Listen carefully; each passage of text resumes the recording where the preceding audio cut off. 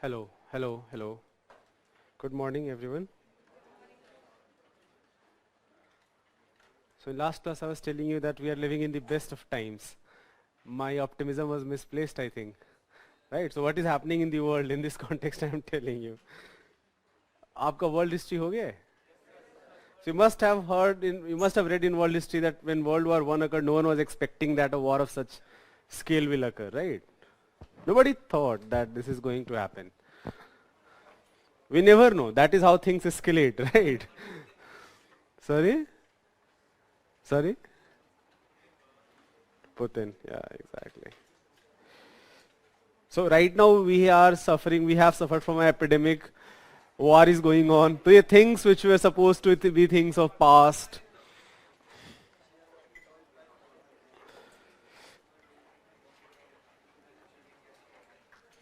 Anyways, since we are talking about past, let's learn about past in more detail now. Last class में एक handout मुझे upload करवाना था. I have not sent the handout yet. Initially I thought that I will just upload a sort of PDF list कर देंगे. I thought ऐसी चीजें बहुत सारी मिल जाएंगी. So right now I'm actually preparing a slide where I am creating a small profile of all important sites along with the objects which were found there, some pictures perhaps. I always feel that a combination of text as well as visual material is always better rather than just focusing on text. So once that slide is prepared, I think I will get it done by today. I will get it uploaded. So don't worry. I am very sure that बहुत सारे लोगों को था कि अभी तक slide upload क्यों नहीं हुआ. So initially I thought just to have a Microsoft Word document, but now I'm preparing a slide for at least important sites and a very short profile on all of them, starting from Harappa, Mohenjo-daro, or Rakhigarhi, or Dholvira. Okay, so in last class we talked about Indus Valley Civilization. We talked about prehistory, prehistoric period. We divided prehistory period in Paleolithic, Mesolithic, and Neolithic period. Then we shifted our discussion on Indus Valley Civilization. However, Indus Valley Civilization के साथ एक जो paradox है, that we know it is not part of prehistory because we have a written record, but the thing is that that written record we have no way of knowing. So a new term has been coined for Indus Valley Civilization, which is known as proto-history. Not exactly history, but not also prehistory. So a period which is known as proto-history, where we do not know, we have not deciphered the inscriptions, but we have some एक बार voice बोलना increase कर दे. Voice कम है, online students को voice कम आ रहा है.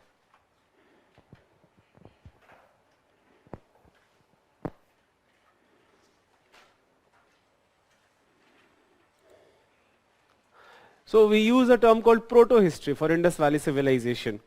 Also there is one more thing which ऐसे कुछ important नहीं है, but पिछली क्लास में चूंकि लास्ट में किसी ने पूछा था, so I thought that was actually a very good question. That lot of sites, जैसे for example think about Dholavira, that is not near anywhere Indus and its tributaries. So how can it be considered as a Indus Valley civilization? So the reason is that originally when sites were found, they were around Indus and its tributaries, but lot of other sites have been found which were not at Indus or any of its tributaries. So a lot of time, often people use Saraswati civilization also. But nowadays, a more accepted term is Harappan civilization. So rather than saying it as Indus Valley civilization, we call it Harappan civilization. The reason being is Harappa was the first city which was discovered. Okay. Anyways, in today's class, I am going to discuss the next chapter in ancient history, that is migration of Aryans from the Central Asian steppe into Indian region. I'm going to divide this Aryan migration mainly into two phases, which is called Vedic age. So I'm going to divide this Vedic age into two phases, early Vedic age and later Vedic age, and we are going to understand the differences, how things are evolving, especially how society, how clan, how polity, all these things are evolving from early Vedic phase to post-Vedic phase. But before I actually answer, I come to that part, few very small concepts, which I am very sure that all of us must have heard these terms. This is, for example, the term Arya. जो term Arya है, Arya does not mean a person belonging to particular ethnicity or particular race. It actually means a people, a set of people who speak common languages. So जो term आर्य है, that is a linguistic term. It denotes a linguistic group. It does not denote an ethnic group, or it does not denote a racial group. It denotes a linguistic group, right? So Aryans जो है, who were Aryas? That has been a very important question of history, and in fact even more important question of politics. I told you in the last class. That is जो पूरा Aryan invasion versus Aryan migration versus even if migration occurred, that is, it somehow it generates lots of emotions among a lot of people. It's an emotional question, and when emotions come into place, then we often do not listen to rationality, we often do not listen to arguments. So no matter how uncomfortable you may become, we have to accept historical facts as facts, right? So for example, as of now we have established this, that Aryans did not originate in India. They were a group of people who were speaking common dialects, common tongues, common languages, which does not have to be Sanskrit, by the way, some very early form of Sanskrit. And they were living around in, say, for example, some areas of Central Asia, as well as Afghanistan. Abhi right now what is Afghanistan? जो steppe है, जो grasslands है Central Asia के. They were occupying this territory. From here, Aryans migrated to different part of the world, and not in one go. So maybe because we do not know, so we have some idea that why this migration occurred. For example, climatic condition maybe was not favorable. They were looking for more territories because of population explosion. There can be many explanations. So group of Aryans came to India. Other groups also went to some European nations, right? So we do find commonalities in both genetics as well as in language. So we do not have just one proof, we have dual proof. And we have also some indirect proofs that why we say that Aryans have commonalities with people who are living in Central Asian region. So for example, a very common proof is that the first Veda which was written is Rig Veda. Rig Veda is very much similar to one of the very ancient text, Iranian text, which belongs to Zoroastrian religion. So those of you who do not know about Zoroastrianism, is nothing but Parsis. जो India में जो बहुत Parsis हैं, lot of Parsis migrated from when Iran became an Islamic republic. Lot of Parsis came to India, right? And they have contributed a lot to Indian development, right? So जो Parsis जो हैं, so they follow a religion called Zoroastrianism. So जो Zoroastrianism का जो सबसे important book है Avesta. So Avesta talks about Zoroastrianism is also a very interesting religion in a sense. For example, it does not have one god, it actually has two gods. So it's dualistic, but at the same time, even in this dualism, there is some elements of monotheistic god. That the idea of Zoroastrianism is that world is ruled by two very equally and powerful forces. One represents fire, another represents winter, cold. And in fact, any of you have watched Game of Thrones? अगर नहीं देखा है तो अब नहीं देखना है, right? So, but Game of Thrones जो एक बहुत famous show है, उसका जो central theme है, actually it is based on a book called Song of Ice and Fire. So that entire theme is copied from Zoroastrian religion. So ये जो fire versus ice का concept है. So one of the most important book is Avesta, and lot of similarities have been found with Avesta and Rig Veda, as well as some other very ancient texts such as Odyssey. So there are many similarities. So we have many similarities, and genetics of course has the final say here. We have found some genetic markers which basically tells us that Aryans migrated to India around 1600-1500 BC. Now this migration did not happen in one go. It must have occurred in phases. How do we know that? Why it occurred in phases? So again, genetics can answer, but also the text of Rig Veda itself. For example, Rig Veda talks about a lot of conflict among different tribal groups. There's two very important names which emerged in Rig Veda, which you will also study in Arya Sharma, is Das and Dasyu. So जो दास थे, you find out कि जो Aryan chiefs हैं, जो Aryan tribal kings हैं, they had conflict with Dasas also and Dasyus also. But at the same time, Dasas were not seen with, they were not looked down upon as much as Dasyus were. So maybe Dasas were early Aryans and Dasyus were original inhabitants, not original, I will not use the word original, but early inhabitants of the region, right? And so that is of course, that is a very good evidence which shows that migration did not occur in one go. And in fact, it's not that Aryans themselves are not fighting among them. So tribal conflict has been a very important theme throughout the world history. So even in India, when Aryans came, there were tribal conflicts, and these tribal conflicts were not only where people were fighting with different tribes, but also among themselves. Like one Aryan tribe is fighting with another Aryan tribe. We find such instances also, right? So a lot of themes of Rig Veda, Vedas I am going to discuss in today's class. So for example, there is a very famous battle which is mentioned in Rig Veda called Battle of 10 Kings. What it means is that perhaps 10 tribal chiefs who came into some sort of conflict over hegemony on a particular territory, or perhaps over cows. That is also a very important theme in Vedas. Cow is second most important animal, not the most important animal. Horse is the most important animal. Why do we know that? That horse is the most important animal? Because horse has been mentioned the most of the time. Ashwa, the term Ashwa hai. Ashwa has been mentioned most of the times in Rig Veda. Second most mentioned animal is cow. So why Ashwa? Why horse? Because horse plays a very important role in establishing your supremacy. So abhi dekho abhi kya ho raha hai? Let's try to imagine a scenario.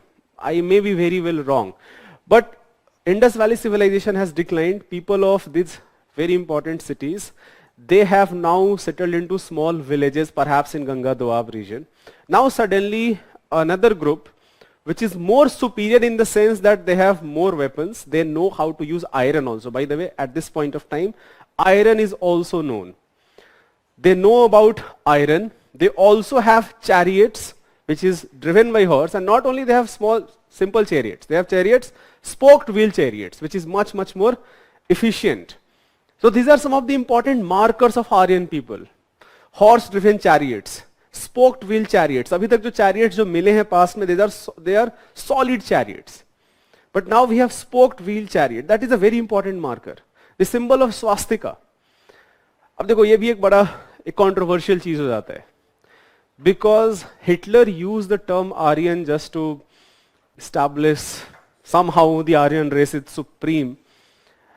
जो पूरा Nazi party का propaganda, आपने पढ़ा भी होगा world history class में, जो पूरा नाजी पार्टी का प्रोपेगेंडा यही था कि there is a racial hierarchy.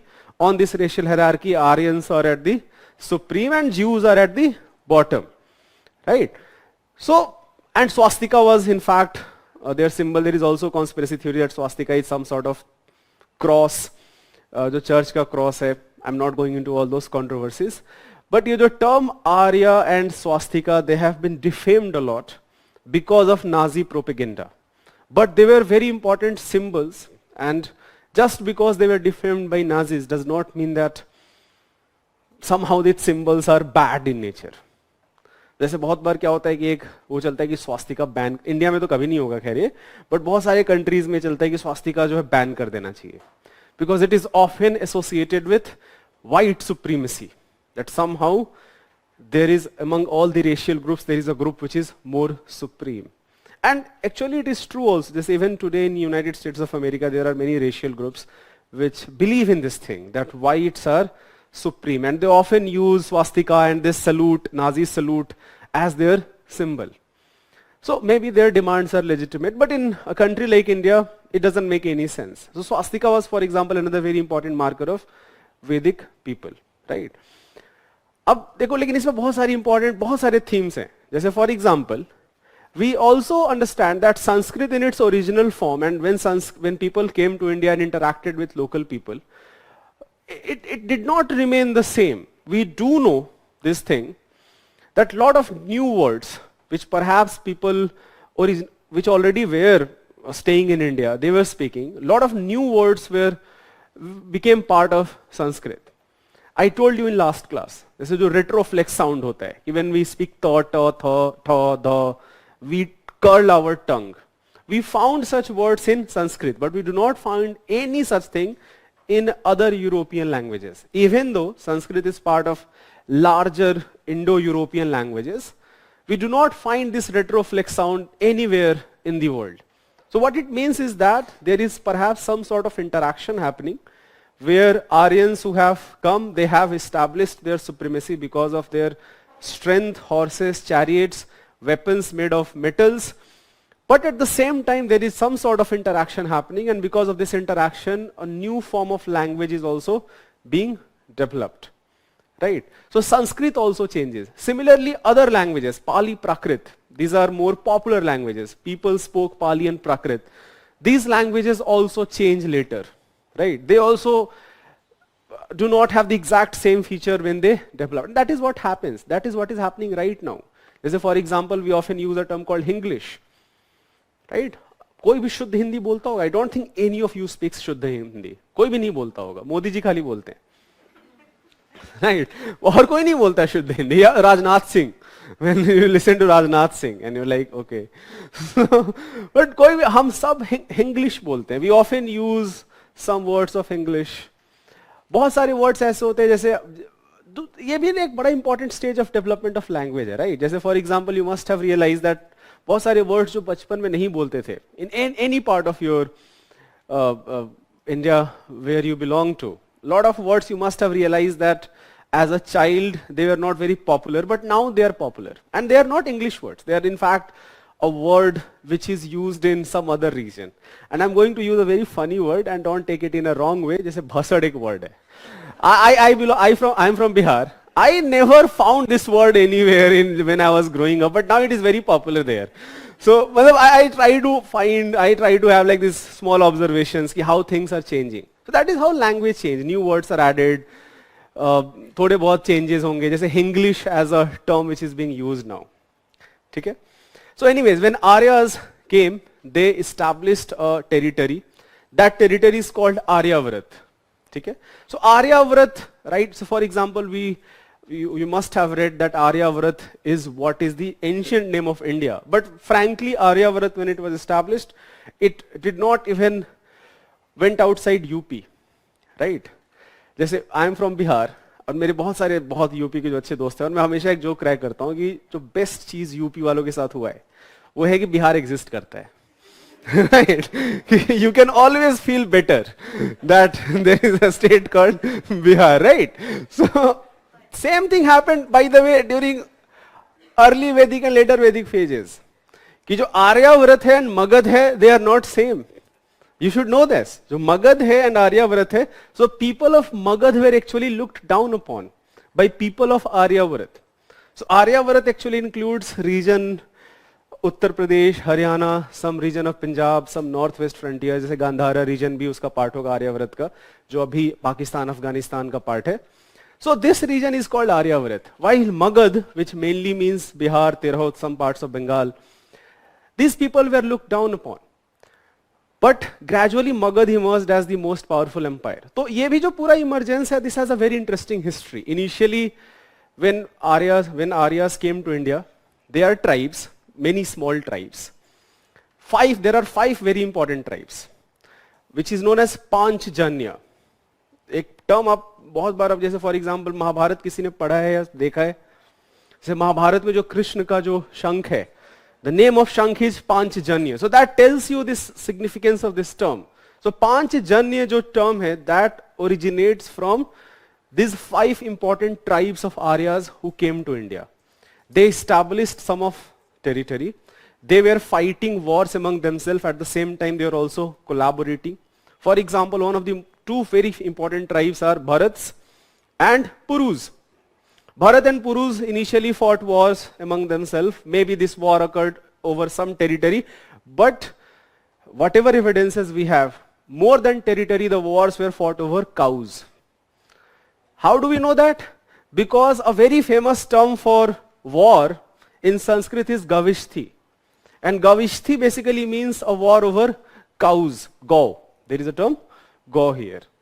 So lot of wars, lot of conflicts occurred over cows. So cows, again, second most important animal. So wars are being fought. So for example, Bharats and Purus fought a war. Later they collaborated and they further collaborated with Panchals. And these three, so Bharats and Purus, they led to Kuru. जो group है कुरु, जैसे आपने कुरु वंश, आपने जैसे Pandavas and Kauravas जो महाभारत का पूरा कॉन्फ्लिक्ट है, they are Kurus, right?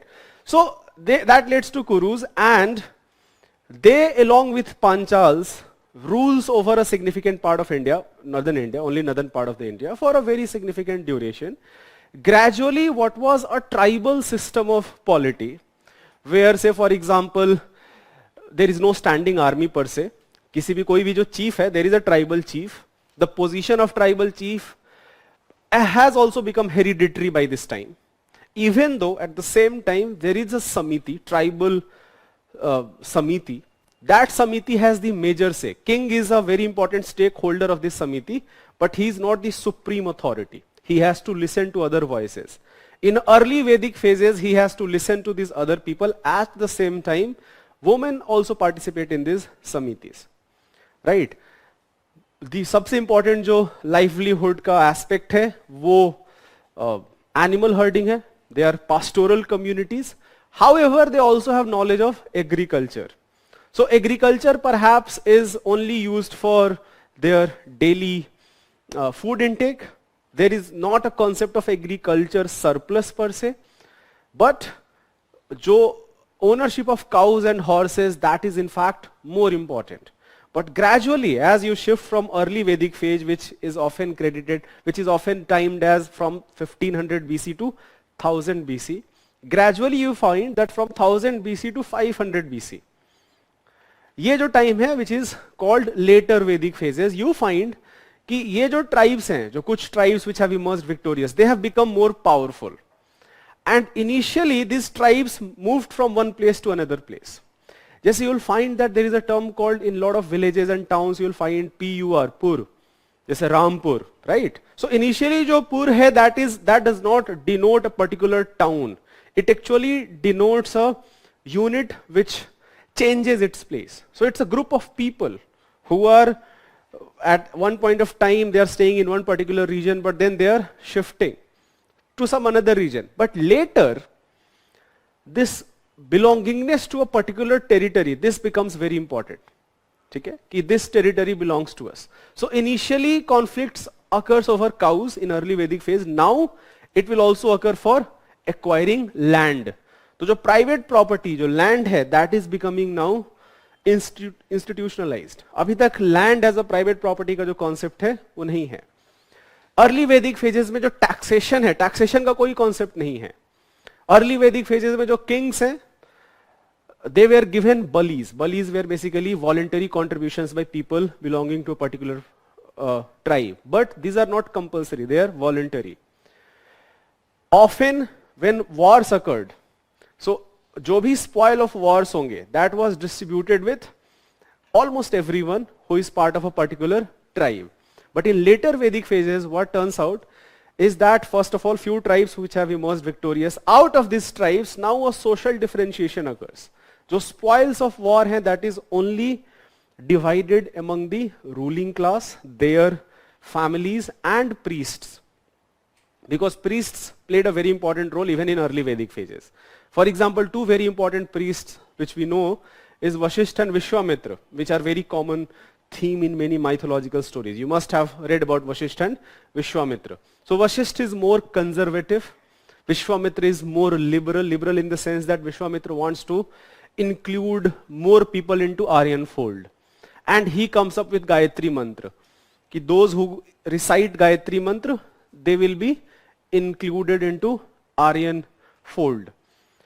But in later Vedic phases, as it turns out, that the power of kings and priests versus the power of other, or for example, Samitis played a very important role in early Vedic phase. But in later Vedic phase, the Samitis, even though they are there, but their power has diluted now. Now king and priest, they have the major say. Women do not participate in these Samitis now. And ये जो social differentiation है, that has become more institutionalized, and entire society is divided into 4 varnas. Not caste. Caste system becomes prevalent later. 4 varnas: Brahmins, Kshatriyas, Vaishya and Shudra. So जो Kshatriyas हैं, they are the ruling class. Brahmins along with Kshatriyas, so Brahmins have this very important role to play कि all the ritualistic sacrifices, all the religious aspect. So for example, before war जो celebration है, or say for example when a new king is being coronated जो celebration है, all these things occurs with the blessings of a priest who belongs to Brahman world. Right? जो Vaishyas हैं, these are trader communities, agri farmers, traders, weavers, craftspersons, these are Vaishyas. They are the most important component of taxpayer. जैसे अभी जो हम normal लोग हैं, समझ लो हम वैश्य हैं कि हम टैक्स पे करते हैं. आप नहीं करते होंगे I think, but if any of you working is, so ये जो है ये टैक्स बेस है. तो अभी तक जो टैक्सेशन था, जो बलि था, which was voluntary, now it becomes again institutionalized. Bali becomes institutionalized. Abhi tak main economic activity was, in early Vedic phase it was pastoral activity. In later Vedic phases agriculture surplus ka concept aata hai. This agriculture surplus can be taxed, and that taxation money can now be used to further expand your territory. And this leads to, तो early Vedic phase में जो largest unit है वो Jan है. Jan which comprises of many villages together. Later it becomes Janpad. That lot of janas will come together and will form some sort of small territory. And later, lot of these janpadas will come together and form Mahajanpadas. So in Pali text as well as in ancient Sanskrit text, we find that in India, in northern part of the country, that also includes central India, some part of central, not exactly central India, some part of central India, and as well as northwest frontier, that is regions of Pakistan and Afghanistan, there are 16 Mahajanpadas which are mentioned. And as it turns out, that in later part of the development of Mahajanpadas, Magad emerges as the most powerful Mahajanpadas because of some prevailing reasons. We will discuss all these reasons in detail. Okay? But before we do that, let's write down whatever we have discussed till now. Vedic phase. Vedic phase. Give the heading Vedic phase. Hanji.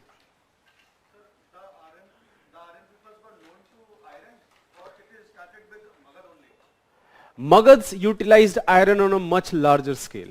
So that's a very good question. He is asking that iron, was it known to Aryans? So yes, it was known to Aryans. However, जो Magads हैं, because they found some really good mining sites. अभी तक ऐसे था, जैसे for example, you find iron also in Neolithic phase. But iron as a separate metal has not been established. Copper, जहाँ पे भी copper mines है, वहाँ पे few traces of irons are also present. So wherever you have found copper weapons or something related to copper, you find traces of iron. But at the same time, we also know that they are not pure iron. But later, perhaps because of developments in metallurgy as well as some mines, which are dedicated mines of iron, that played a very important role in development of Magad as the most important Mahajanpadas. So that's a very good question, because जो Magad का success है, why Magad emerged as the most important Mahajanpada, उसका एक सबसे बड़ा reason ये है, because they utilized iron weapons on a much larger scale, and not only iron weapons, also iron for agriculture. That played a very important role. But iron was known to Aryans before establishment of Magad as a Mahajanpada. Okay? In fact, iron has been known much earlier than that in different part of the country. Vedic age. Write down few things here. Vedic age is marked with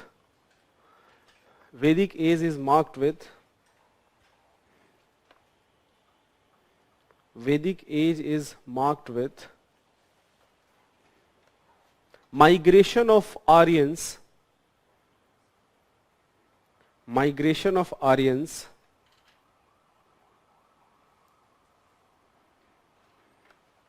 who were nomadic pastoralists. Their pastoral community, animal herding main economic activity hai, who were nomadic pastoralists from steppe of Central Asia. Let me write it down.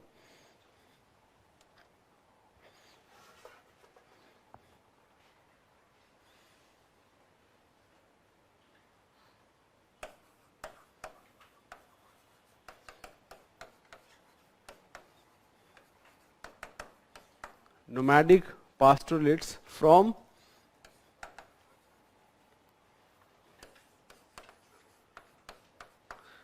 steppe of Central Asia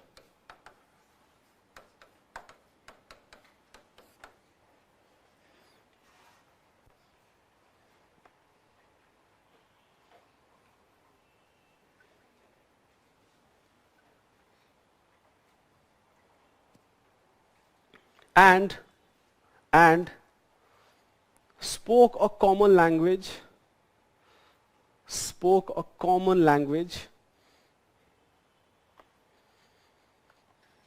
spoke a common language, which is now known as,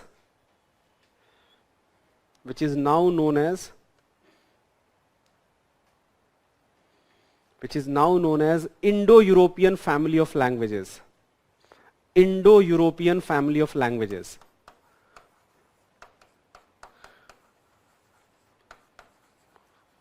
Indo-European family of languages. For example, Sanskrit,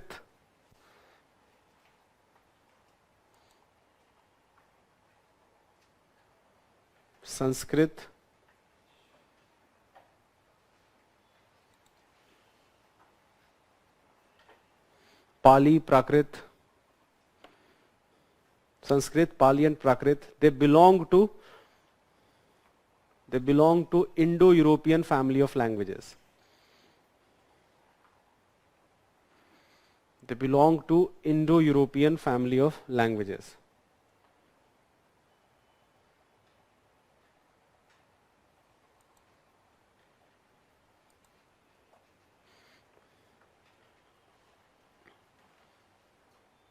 Thus, इसी में लिख लेना, thus, the term Arya denotes a linguistic community. Thus, the term Arya denotes a linguistic community.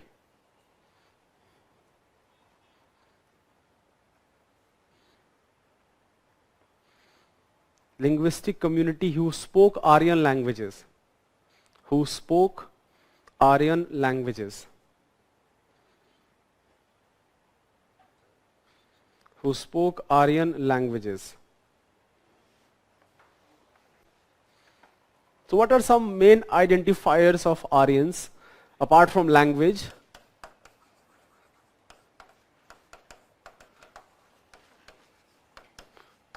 Why I am using this term identifier? Because we have found similarities not only with Indo-Aryans. So Indo-Aryans is group of people who came to India.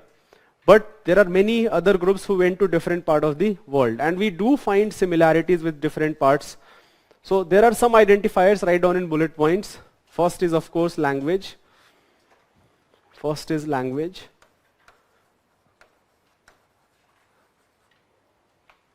Language. इसमें अगर आप और example लिखना चाहते हो तो आप लिख सकते हो example similarities between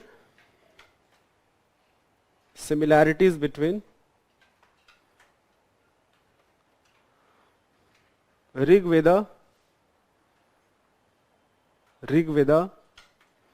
and Jain Avesta.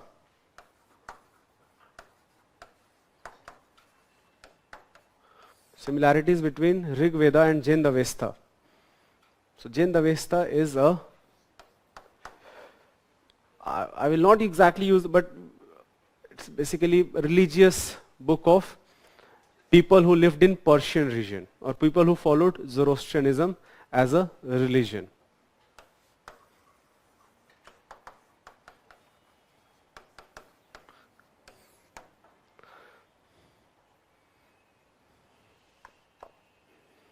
So Ahura Mazda is the most important god here.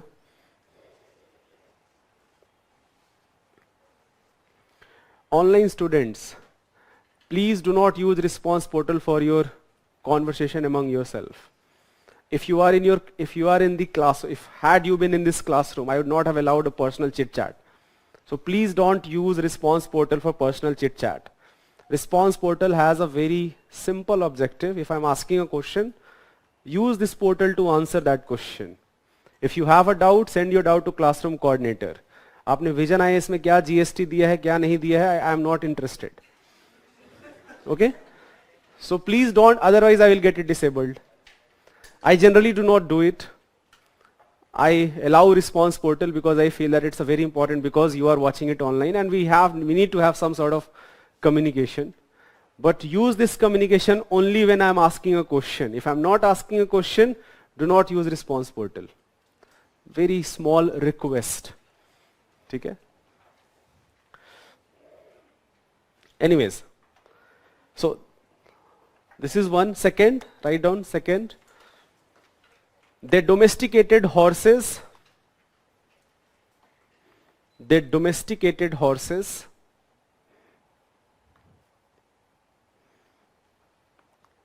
And used chariots of spoked wheel.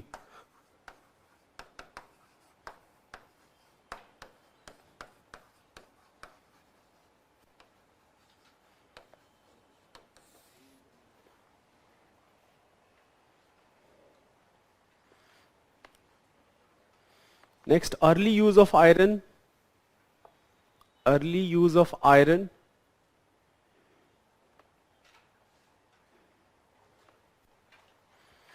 Next is cult of fire. जैसे इवन इंडो आर्यंस जो हवन कुंड है, यज्ञ जो है, so Zoroastrianism, the fire plays a very, very important role in Zoroastrianism, right? So cult of fire is already part of Zoroastrianism, a very integral part in fact. Even Indo-Aryans, they have this concept of Havan Kunds, Yajns. So cult of fire is an integral part of Indo-Aryan community. And along with cult of Soma. Soma is a plant. Soma is a plant which is known as healer of many diseases. आप लिख सकते हो? Cult of fire and cult of Soma. Soma में आप लिख सकते हो? A plant known as master of plants. A plant known as master of plants. Healer of diseases. Healer of diseases. You're not writing? लिख लिया? Good. हाँ जी. Anyone was asking something? Healer of diseases and bestower of riches.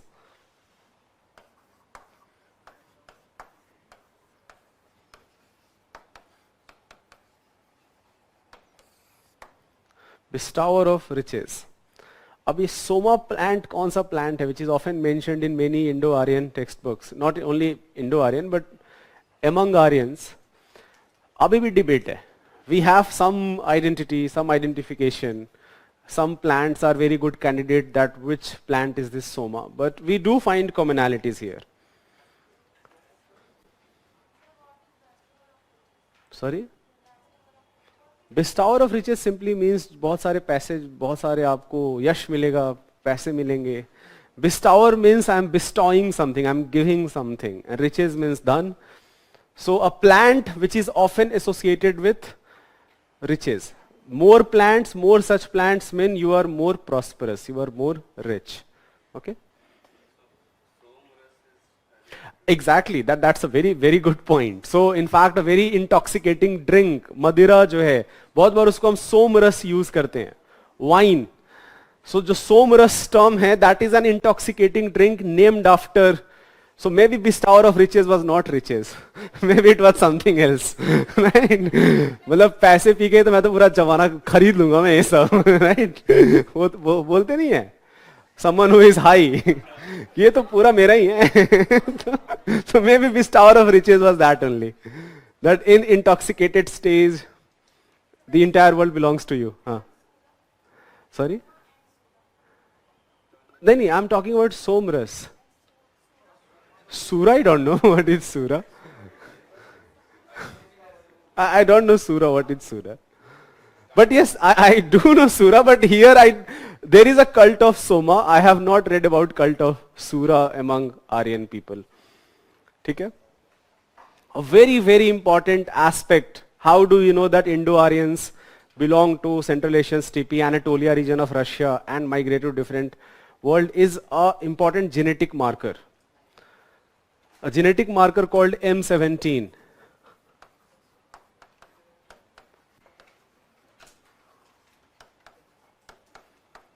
मैं detail में तो नहीं जाऊंगा, मैं आपको बहुत ब्रीफली बता देता हूं what does it mean.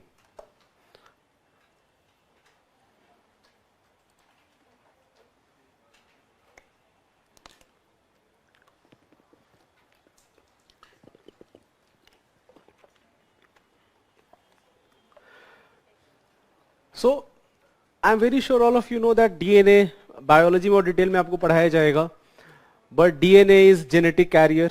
We all have DNA in our cells.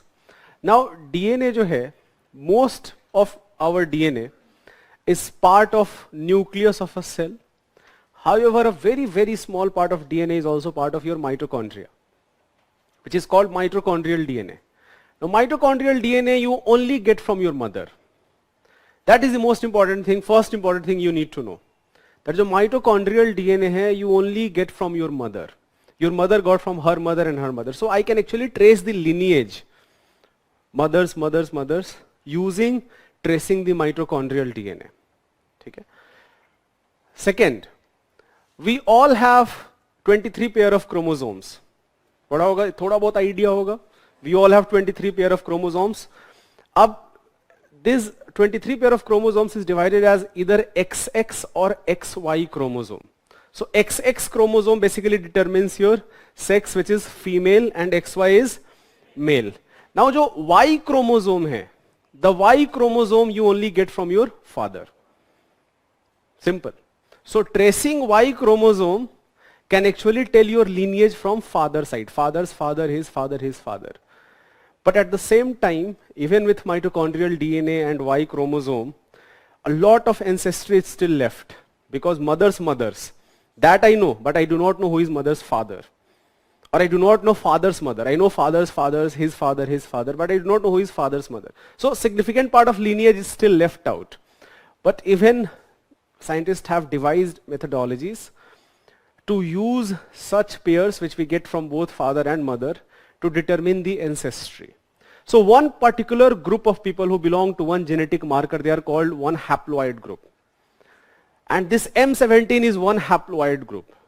So this M17 जो एक genetic marker है, it has been found, this genetic marker is found among Indians across all India, as well as many people who belong to Europe, some people who belong to Iran also. So we have found lot of such similarities. So this genetic marker has the final say which tells us that the Aryans they actually migrated, a common group of people. We can trace the ancestry, common group of people who migrated to different part of the world around few thousand years ago, and which are known as Aryans.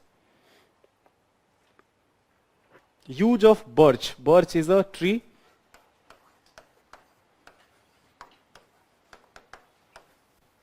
This is another identifier. Use of birch is a tree. In fact, जो birch manuscripts, जो leaves of birch tree है, they were initially used to write manuscripts. तो पहले जब paper नहीं था, people had to write something. For example, lot of hymns. Initially, Vedas were not written down. Vedas were heard from. So, for example, you listen to Vedas from your father. He has heard it from his father. But they were finally written down. जो written down account है, that is found on the leaves of birch tree. And this is not only true in India for Indo-Aryans, but across Aryan communities of the world. Bhojpatra is different. Birch tree आप जाके search कर लेना, what is a birch tree आपको दिख जाएगा. Animal sacrifices.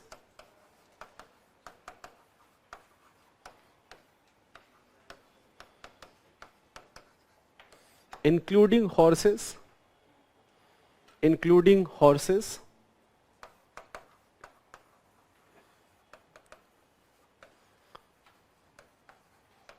And I'm going to, do not ever write this in your answer because it's very politically sensitive issue, but even cows. So the sacrifice of cows hai, this is not something which is not unheard of among Aryan community. However, we also know that in later development, cow attains a sacred status. That cow is a sacred animal. But whatever evidences which we have, it tells us that the sacrifices of animals, which is again a common theme across Aryan community across the world, it is not limited to, say for example, horses. Other animals were also sacrificed, and that also included cows. But in later parts, especially in India, cows are considered to be sacred. So that is a later development. Okay? So if any of you is offended, this is the this is the historical reality. Okay? Ki cow sacrificial is not unknown to people of to Indo-Aryans. Okay? However, in later part, we cannot pinpoint exactly which decade or which century. But later cow attains a very sacred status, and that sacred status is still maintained today. So animal sacrifices, and last swastika.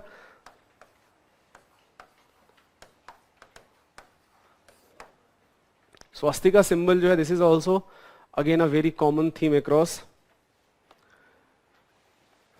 Indo-Aryan community. So these are identifiers of Aryan community, not only belonging to India but also Aryan community of the world. Now I'm coming back to India, which is known as early Vedic phase.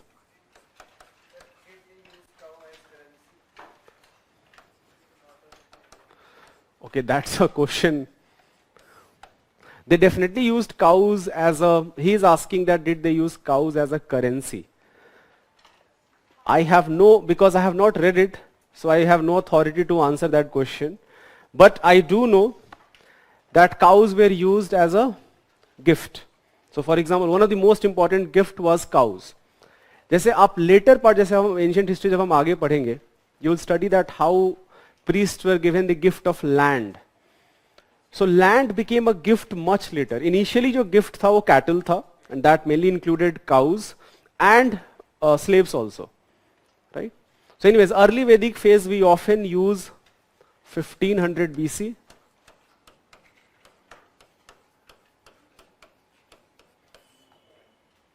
to 1000 BC.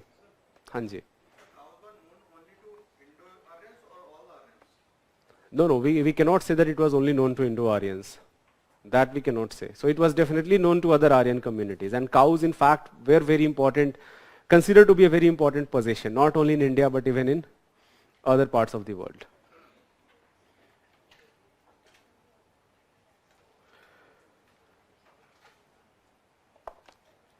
Okay, so early Vedic phase from 1500 BC to 1000 BC, however, as you can easily see, that we are using a very ऐसे term 1500, हमने कोई year mark नहीं कर रखा है. That is because we cannot in fact mark a year. We can only talk in terms of centuries. In some textbook you will find that rather than 1000 BC it is written as 1100 BC. So things will differ, but more or less this 500 year period that is known as early Vedic phase. Now what are the identifiers of early Vedic phase? India at that time, right now, India is considered to be India what we know today. So India is, but jo Aryans, when they came to India, when they came from northwest frontier, when they came to India, they considered this region belonging to 7 rivers. So it was, write down, India was a land of 7 rivers, which is known as Sapta Sindhu.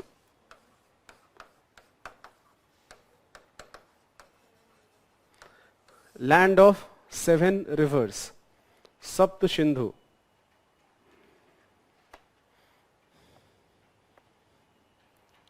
This area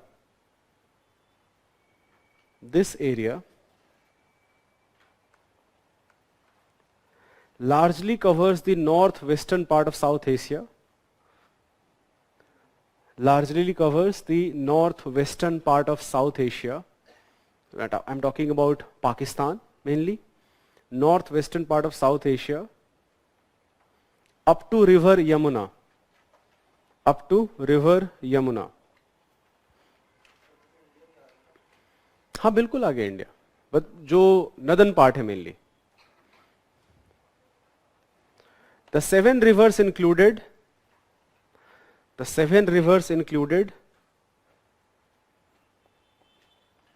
Sindhu. Sindhu is Indus river, अभी हम जानते हैं Sindhu is Indus river. Sindhu. Vitasta, which is Jhelum river.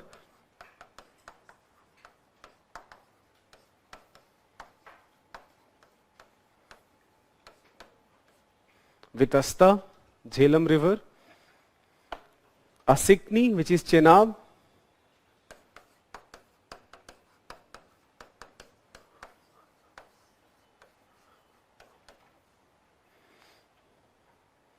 Parushni, which is Ravi river.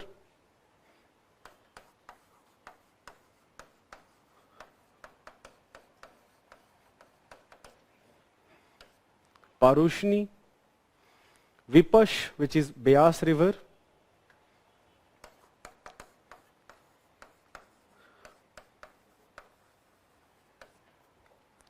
Beas river. Shutudri, Satluj, Shutudri.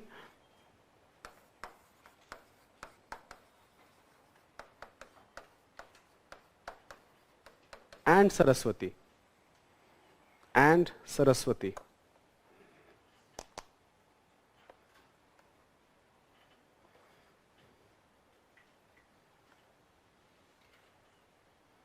Saraswati. Write down the next bullet point. No, Ganga is not here. Ganga Yamuna Doab में जो settlement है, that happens later. That's a very good question. तो जो गंगा यमुना दोआब में जो settlement है, that happens in the later Vedic phase. I'm talking about early Vedic phase right now, where this region is known as land of 7 rivers. So the early Vedic political settlement. Okay, I will dictate slowly. Write down next bullet point. The early Vedic political system. The early Vedic political system was tribal in nature. Was tribal in nature, with smaller groups. Tribal in nature, with smaller groups moving around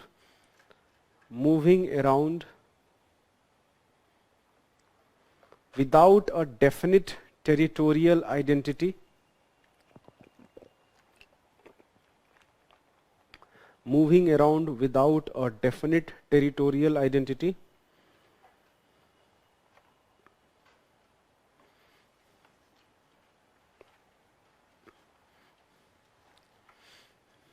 Next, tribal conflicts, next bullet point. Tribal conflicts are common. Tribal conflicts are common. Tribal conflicts are common. In fact, Aryan tribes fought among themselves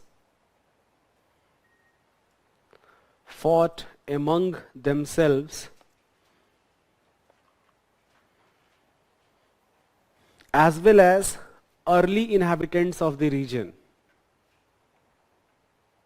As well as early inhabitants of the region. इसमें example लिख लेना, आप example लिख सकते हो.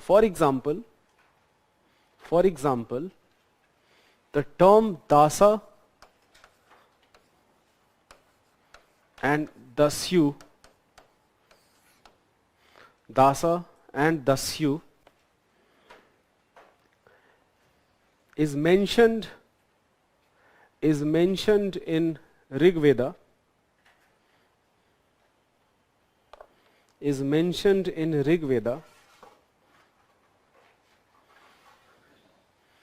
Dasas may have been early Aryans. May have been early Aryans. Dasas may have been early Aryans because they are also mentioned in Iranian literature. Because they are also mentioned in Iranian literature.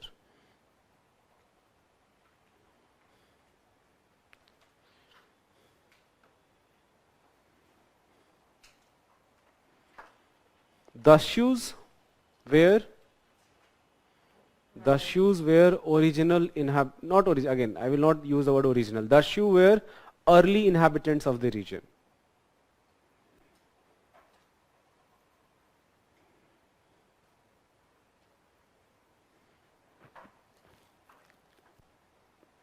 अब जैसे when we read about Varna system, the emergence of Varna system, जैसे वर्ण जो term है, वर्ण literally means color, right?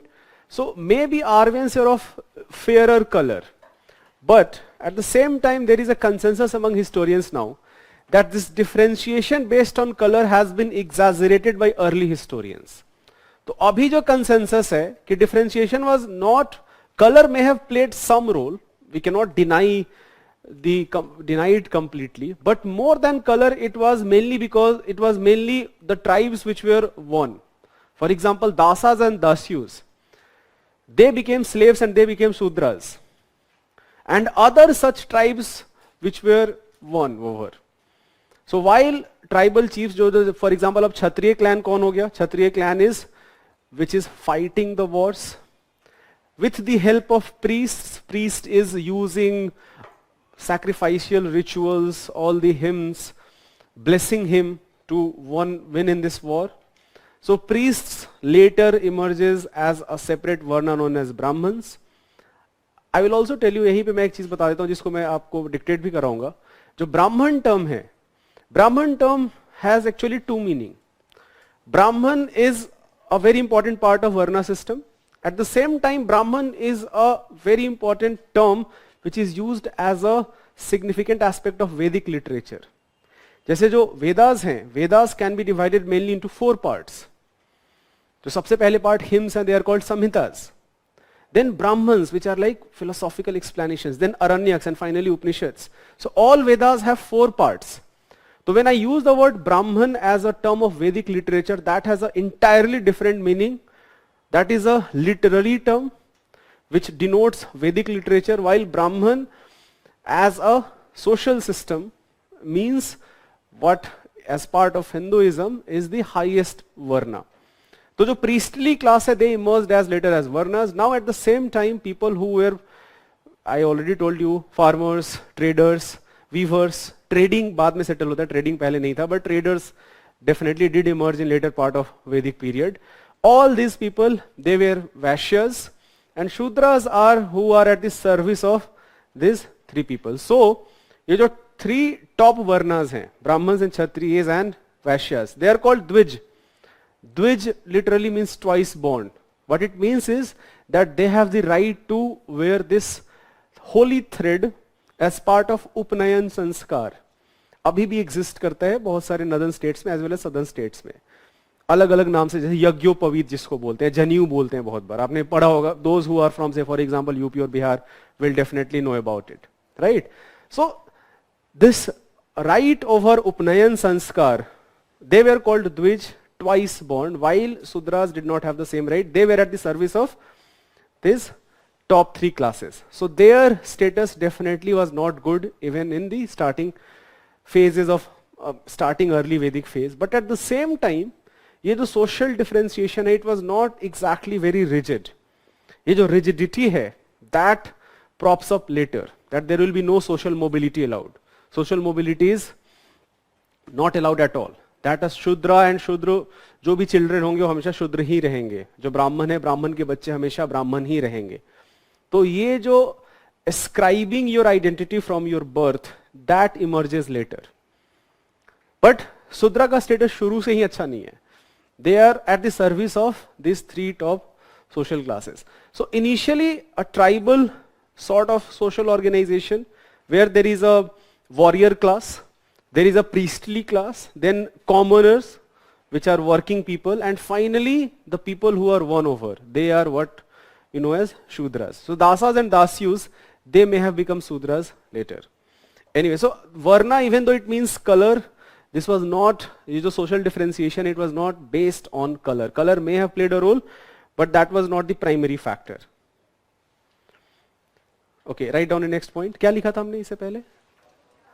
Dasas and Dasyus. हाँ जी.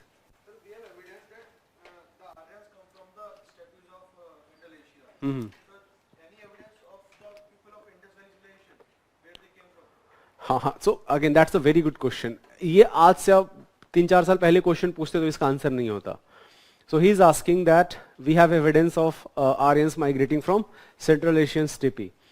So what about people of Harappa, Indus Valley civilization? Where did they come from? Because we do know that जैसे जो genetics है, मैंने आपने पिछले क्लास अटेंड किया था, तो जो पॉपुलेशन जेनेटिक्स है that has actually an answer to this question. They also belong to not exactly Central Asian steppe, but some regions, for example, which can have been region of Turkey as well as Russia. So they also belong to this larger region. I actually remember, मैंने पढ़ा था, मैंने book थोड़े दिन हो गए मुझे पढ़े हुए, ये अर्ली इंडियंस बुक में एक्चुअली लिखा हुआ है कि ये कौन से रीजन पे हम एक्चुअली पिन पॉइंट कर सकते हैं कि where did they migrate from. I am forgetting it right now. There is a book in the last class I told you, there is a book called Early Indians, written by Tony Joseph. So Tony Joseph uses population genetics to answer this question, that who were people of Harappas. अभी जो text book of history है, जैसे R S Sharma पढ़ लो या उपिंदर सिंह पढ़ लो, which is considered as a very very grand book of ancient history and early, उसमें आपको आंसर नहीं मिलेगा. But population genetics has an answer to this question. ठीक है.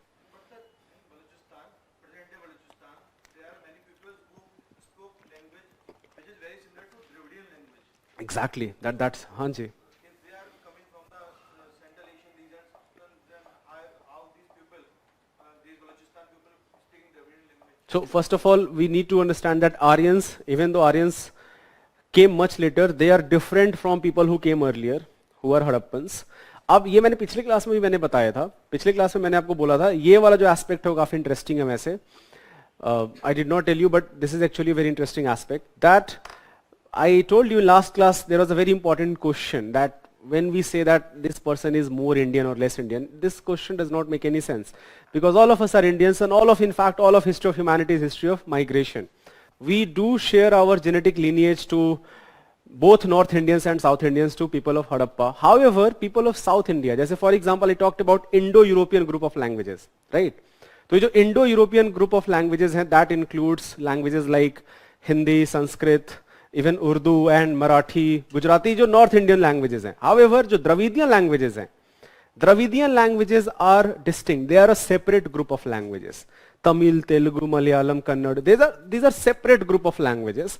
And yes, you are right, they have commonality with regions of Balochistan as well as some tribes in central India. Not only just regions of Balochistan, but some tribes of central India. So there is again a theory that maybe जो Harappans हैं, when the drought occurred during Indus Valley civilization, lot of people shifted to South India, lot of Hadappans shifted to South India, many shifted to northern India.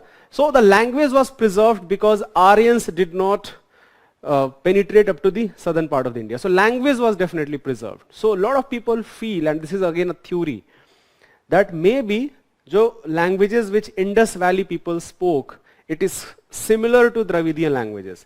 But again, we have no way of confirming it, because frankly we do not know. We have not deciphered their language. But that is again a theory. तो जो बालूचिस्तान है, जो region of Balochistan आप बोल रहे हो, that is actually correct.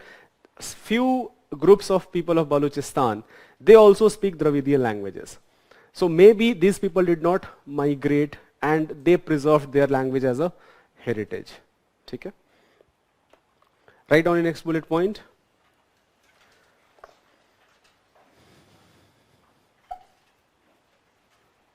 Aryans comprised mainly of 5 tribes,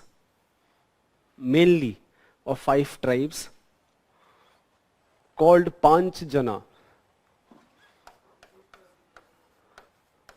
Aryans comprised mainly of 5 tribes called Panch Jana.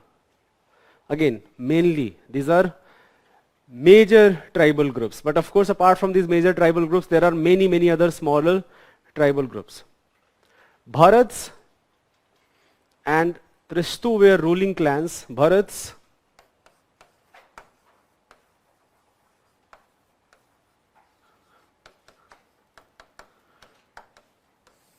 were ruling clans were ruling clans supported by Vasishtha. Supported by Vasishtha.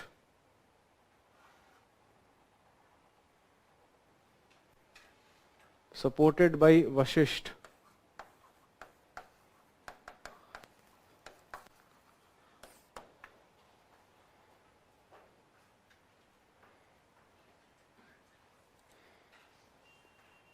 Online students, again you are doing the same thing. Why are you doing it?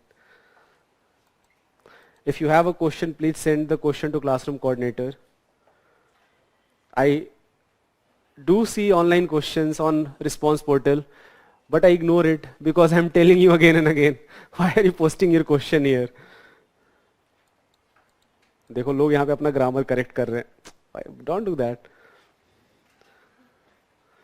I have few questions. For example, चलो आपका question, Ananya का question है एक, where the Dasas and Dasyus Aryan tribes, or they existed before Aryans. मैंने लिखाया. So Dasyus may have been. Again, we do not have definitive answer to this question. Dasyus may have been earlier inhabitants. Where there Aryan tribes, that we do not know. But Dasas may have been early Aryans. Why do we know that? Because the term Dasa hai, that is also found in many Iranian texts. There is a question by Dheeraj. How name of Harappa placed even in past time? We don't know about this site and why Harappa? Okay, so Harappa, पहले से हमको पता है कि this region is Harappa, right? तो हमने अलग से कुछ नाम नहीं दिया है. पहले से हमको पता है this place is called Harappa. जैसे for example राखी गढ़ी जो है, that is not, we do not know if it was named Rakhi Gadi during Indus Valley civilization. We have named it, right? तो अब ये question is simply because how a region is named. I don't know, there may be some history behind it. As for example, why Delhi is known as Delhi. There is a very interesting history behind it. Why Delhi is known as Delhi, right? चलो,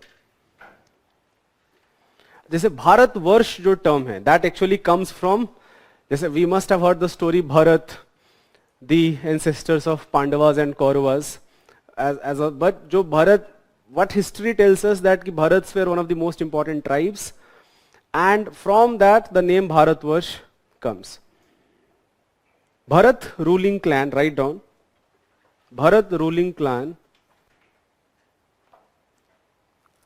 Bharat ruling clan was opposed by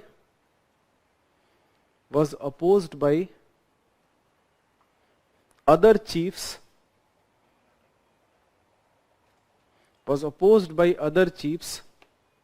In fact, Rig Veda mentions battle of 10 kings.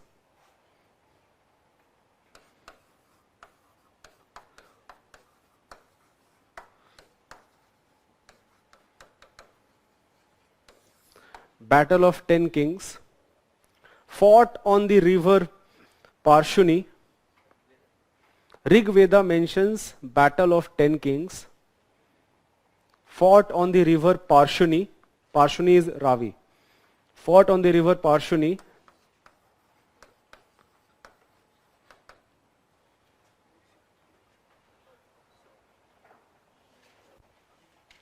Fought on the river Parshuni, where Bharat King Suda emerges victorious.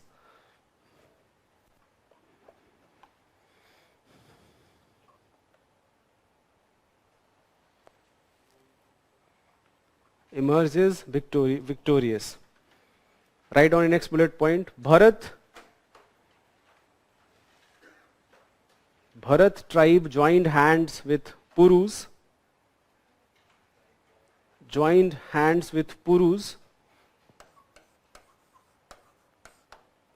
Bharat joined hands with Purus, and a new alliance called Kurus emerged. A new alliance called Kurus emerged.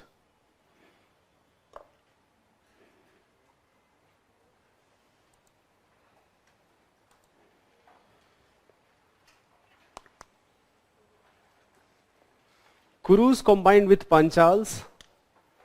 Kurus combined with Panchals.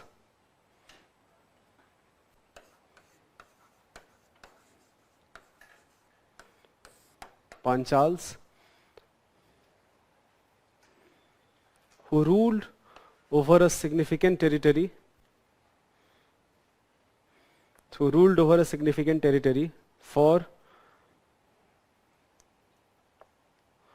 for hundreds of years.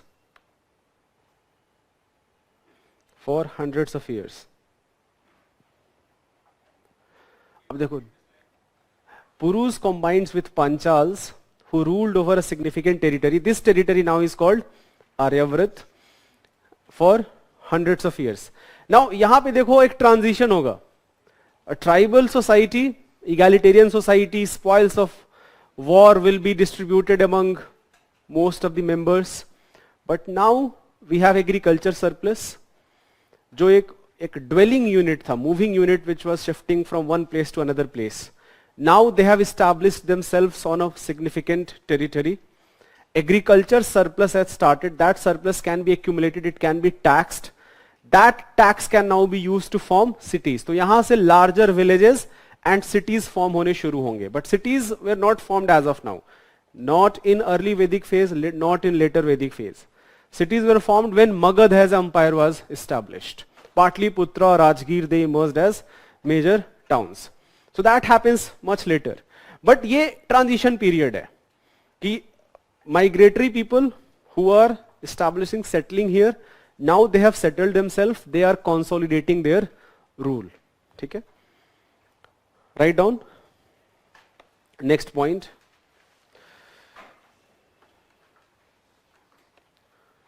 Even though Aryans had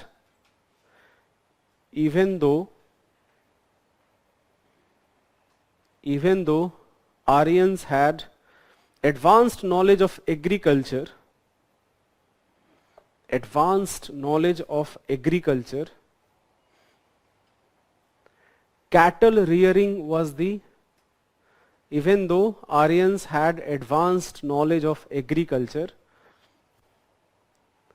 cattle rearing was the main economic activity.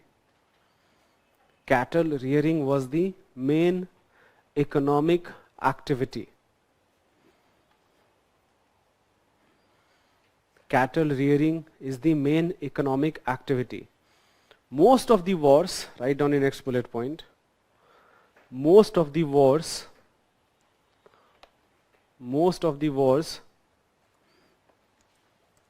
were fought over cows.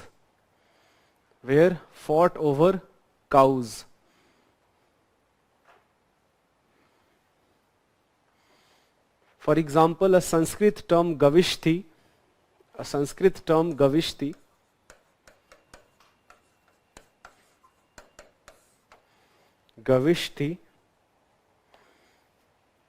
means war. A Sanskrit term Gavishti means war.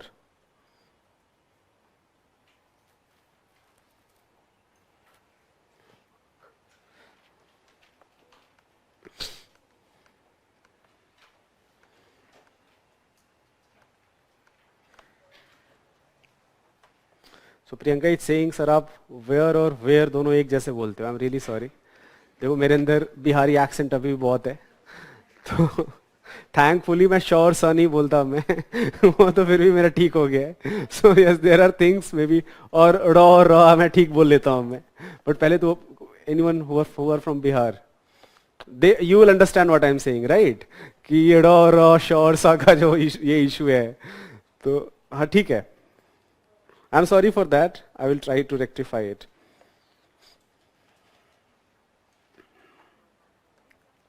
किसी ने एक I think I am spoiling you, I am giving you a second reference of a movie called Arrival. देखिए.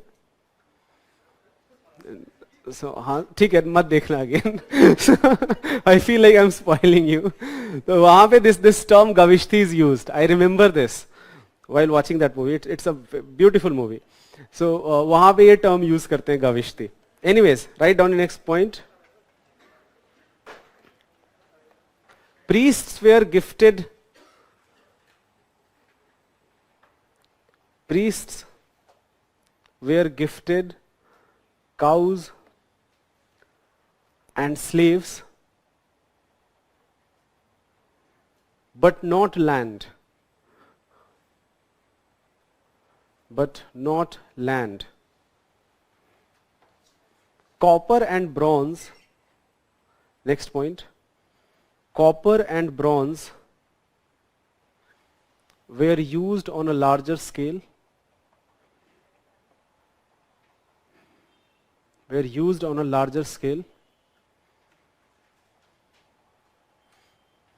There is a term for it which is called ayas. They were called ayas. Copper and bronze. जो copper and bronze हैं, they were called ayas. ये जो छोटे छोटे terms हैं इनको ना हाईलाइट करते रहना. If you look at prelims question, UPSC के प्रीलिम्स के क्वेश्चंस पूछ देखोगे आप, I think one of the laziest questions will be which is happening for last I think 7, 8, 10 years in fact. Few questions you will see that okay, there is some thought given to this question. But in few questions, examiner को जल्दी में question बनाना है. What they will do is they will give you a term, a random term from ancient or medieval history, and they will ask you that what does this term signify? Or even worse than that, they will give you 3 terms and they will give the meaning and they will ask which of the pairs are correctly matched. The worst part is that they can take these terms from any of the textbooks. Not from R.S. Sharma, not from Upinder Singh, maybe a book written by Romela Thapar. अब कितने books आप पढ़ोगे? So ये हमेशा याद रखना है. We have to use this as a very important aspect of your preparation. Always remember input versus output. Ancient history के 4 से 5 क्वेश्चन आएंगे और उसमें हो सकता है 2-3 क्वेश्चन ऐसे होंगे जो 2-3 क्वेश्चन इजी होते हैं. दो जैसे for example what ever I am teaching और if you have studied R.S. Sharma, I am very sure that there will be at least 2 to 3 questions you will be able to solve easily. Ancient history in general is considered to be difficult. However, if you have at least read one reference book, you can solve 2 to 3 questions easily. But ये जो 1-2 question होंगे, ये terms कहीं से उठा रखा है, which is perhaps not mentioned in R.S. Sharma. अब उसका आप कुछ नहीं कर सकते. So in such questions, do not try to attempt them. If you do not know, because these are worst type of questions. Why I am saying worst type of questions? Because there is no logic to it. There is no analysis to it. These are factual words and UPSC is asking you to remember that fact. Prelims के questions देखें आप लोगों ने? If you have not, please go and see that. In fact, even before, this is in fact your starting point of your preparation. So I will suggest all of you that please go and buy जो 15-year text, वो last previous year question होता है. Prelims और mains दोनों का, please go and by that. Look at the expectation of UPSC कि prelims में किस टाइप के क्वेश्चन आ रहे हैं, मेंस में कैसे आ रहे हैं, और टॉपिक वाइज देखो जैसे एंशिएंट हिस्ट्री और मिडिवल हिस्ट्री के कैसे आ रहे हैं, मॉडर्न हिस्ट्री के क्वेश्चंस किस टाइप के आ रहे हैं. Please go and do that. So that will in fact be a very, that is the most integral part of your preparation, right? And you will realise that what UPSC expects from you in different topics. Okay, land, write down the next point. Land was not established, land was not a well established form of private property. Land was not a well established form of private property. Land was not a well-established form of private property. Regular trade was missing. Regular trade was missing. Regular trade was missing. I'm talking about early Vedic phases. अभी हम early Vedic phases का discussion कर रहे हैं. Next point. There was tribal chiefdom. There was tribal chiefdom and chief was called Rajan. Chief was called Rajan.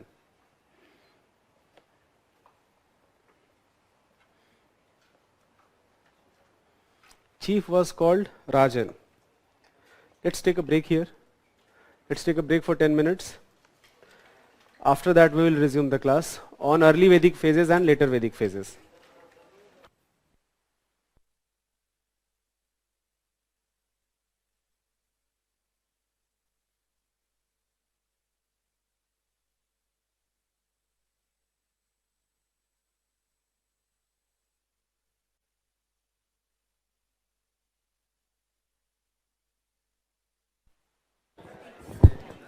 Hello, hello.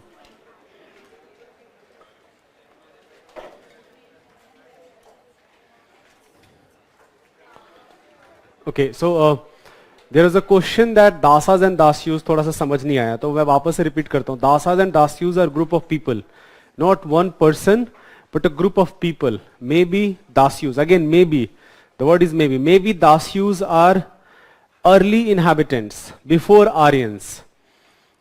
ठीक है, जो दासाज हैं they are early Aryans. They are. Why do we know? Why am I saying that dasas are early Aryans? Is because the term dasa है that is also mentioned in Iranian literature. Avesta जो है वहाँ पे you find this term dasa.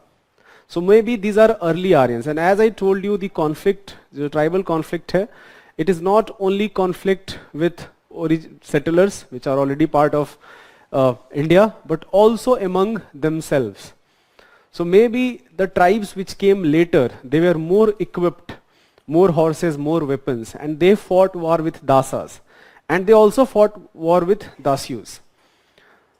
So, and in dasas and dasyus basically were very soon these groups, later groups of Aryans, they emerged victorious. जो वर्ना system में जो मैंने इसका description दिया था दासास एंड दास्यूस का, that was a very simple point that the term varna literally it means color, but this differentiation based on color does not have lot of historical basis. The more differentiation, the social differentiation occurred because first of all, we need to understand this as a transition phase. We have a warrior class which is fighting wars or organizing wars. We have a priestly class who is blessing the warrior class that emerges victorious. Then we have commoners who are regular people doing regular work, farming, trading, etc., etc. And finally we have Shudras. तो Shudras जो हैं, जैसे social differentiation का जो अभी सबसे important cause हम मानते हैं, right now whatever they exist, so as I told you, it is not because of color, but it is the people who were won.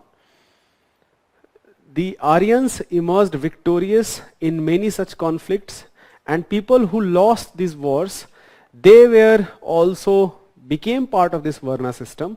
However, they are the at bottom of the Varna system, right? They are known as Shudras, who are at the service of other these three top Varnas, which are also called Dvij, twice born. Dvij have the right to wear this sacred thread.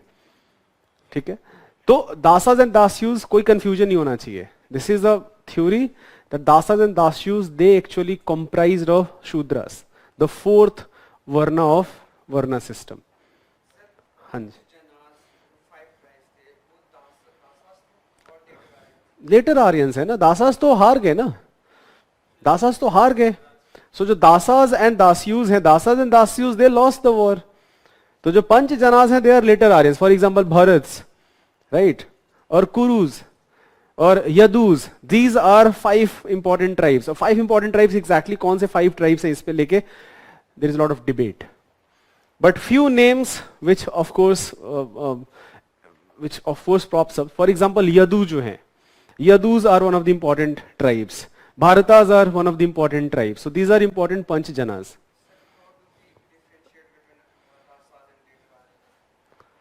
So again, how do we differentiate? Because we do know, जो wars का description है ऋग वेदा में, that dasas, there was a fight between dasas and other tribal chiefs, one of the Panch Janas, and dasas lost the war.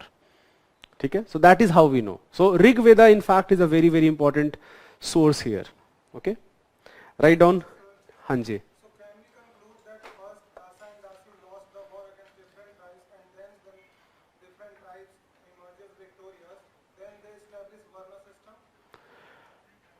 देखो, okay, ठीक है. So Varna system as an institution, he is asking that can we say that once the Dasas and Dasyus have lost the war, then Varna system emerges. Exactly this conclusion will be a very difficult thing to conclude. मतलब ये जो ऐसे timeline में कर देना. So what I will tell you is that there is already a hierarchy. But this hierarchy is not fixed per se. There is already a social hierarchy. There is a warrior class. There is a priestly class. There are commoners. Right? There is already a hierarchy. But this hierarchy becomes established much later. So in a way you are correct that ये जो Varna system, पहले भी ऐसा नहीं है कि Varna system is something new. Varna system is there, but it has not been institutionally established. There is still social mobility. There is social mobility basically means that a person of Shudra or Vaishya, he can become a priest also because of his acts. So, but some instances are very, very less. But still it has not been institutionally established. However, in later times, the Varna system becomes an integral part of this social stratification. That the entire people are divided into 4 Varnas. In fact, there are a group of people who are outside this Varna system and their status is even worse than Shudras. उसके बारे में भी हम बाद में detail में discuss करेंगे. हाँ जी. Just you mentioned that Dasa and Dasi were nothing but Shudras. Why उल्टा आप देख रहे हो. आप उल्टा देख रहे हो. मैंने शुरुआत ये करा था कि वर्ना सिस्टम में जो शूद्रास हैं, जैसे जो क्लासिफिकेशन है, that Brahmins are at top, Kshatriyas and Vaishyas and Shudras, ये क्लासिफिकेशन कहां से आता है? So my initial condition was that the Varn means color. So there is a theory that color placed a very important role. Indo-Aryans relatively were of fairer color. But we do not have sufficient historical evidence for that. The proof on a color-based differentiation has been exaggerated by many historians. So what is the cause of the social differentiation? ये जो 4 class हैं, we understand a warrior class, we understand a priestly class, we also understand commoners, people who are agriculturers, farmers, weavers, traders. तो जो शूद्रास हैं, who are Shudras? So Shudras are people who lost the war and they initially were became slaves at the service of the 3 top varnas and later they were inducted as part of Aryans. They are Aryans by the way. We need to understand that. They are Aryans, they are not non-Aryans. अभी तो non-Aryans पे भी हम आएंगे. हम आगे की class में डिस्कस करेंगे कि there are set of people who are outside this Varna system and their status is even worse than Shudras, right? So this becomes Shudra as a 4th integral part of Varna system. This may have occurred especially to those people who lost this conflict with Aryans. ठीक है? This is again a theory. You need to appreciate this thing. This is again a theory. We do not have conclusive evidence that exactly this is what happened. Right? This is a theory. Hanji. Hanji. They are of course tribes. अभी तक society tribal है. Indus Valley civilization के बाद, Indus Valley civilization is a well established civilization. After this decline, we can consider all these social organizations as some sort of tribal organization.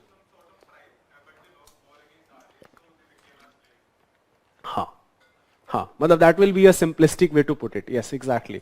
And that is how the 4th varnas, Shudras emerges. हाँ, तो एक simplistically हमको कैसे करना तो हम ऐसे इसको trace कर सकते हैं.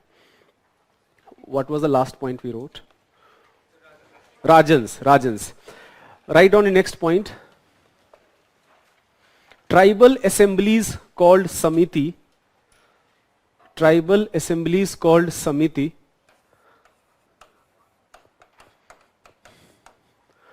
played a very important role in decision making. Played a very important role in decision making.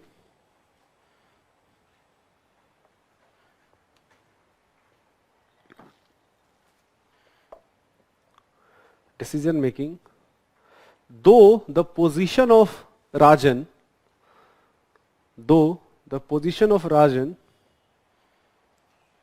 became hereditary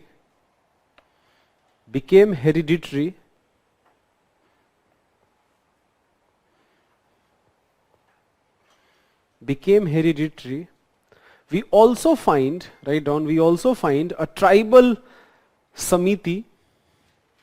We also find a tribal samiti electing a king. Tribal samiti electing a king.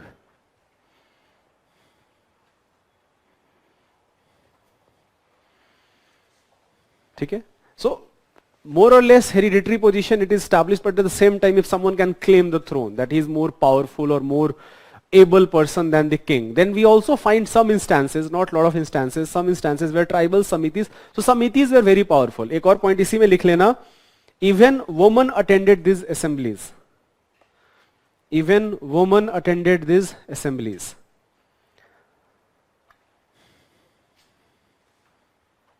ये जो participation of women in philosophical debates हैं, that has a very very good tradition in early Vedic phase. For example, there is a very famous instance as part of Brihadaranyaka Upanishad where a very famous sage called Yagvalkya debates with Gargi, Vachan Kavi.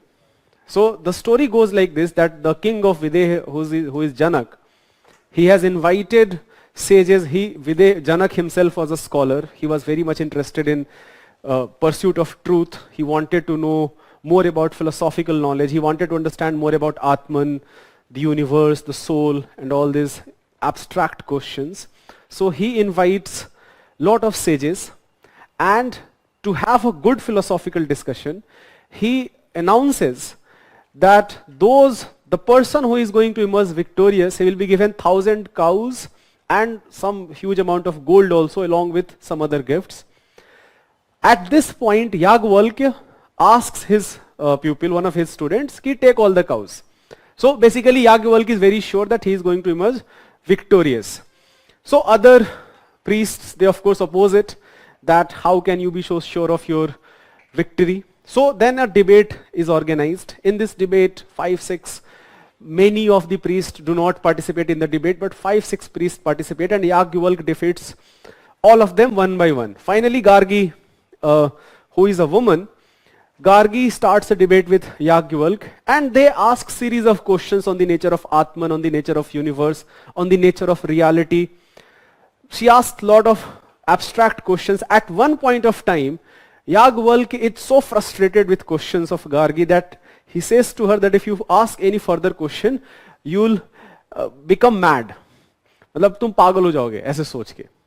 So even though Yagvalkya does not satisfactorily answer all of her questions, in most of the time he does it, and finally at the end of debate, Gargi accepts the supremacy of Yagvalkya.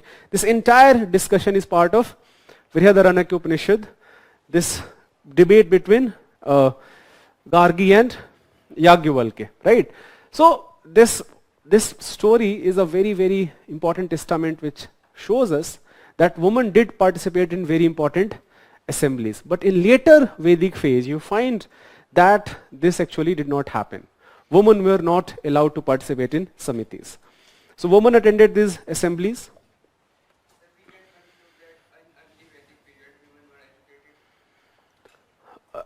Again, how do you define education? So more educated is a very, इस term का कोई meaning नहीं है.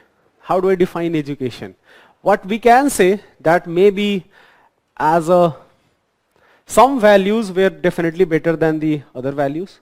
For example, participation of women, that was definitely much better compared to what happened in later part of the political development. So yeah, that is correct. We can say that in a way. A voluntary offering to Rajans, write down the next point. Voluntary offering to Rajans called Bali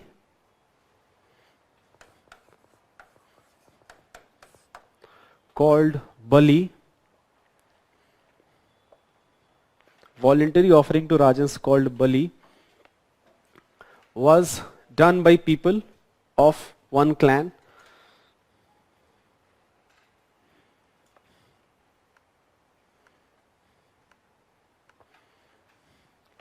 Spoils of war were shared. Spoils of war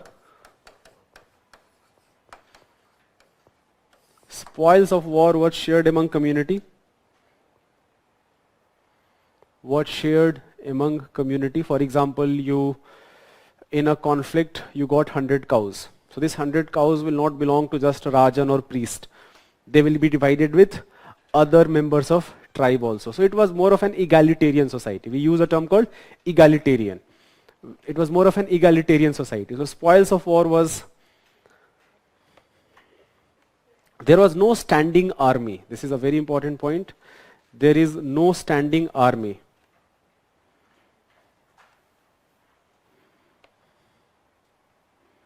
There was no standing army. Kinship was the basis of social organization. Kinship was the basis of social organization.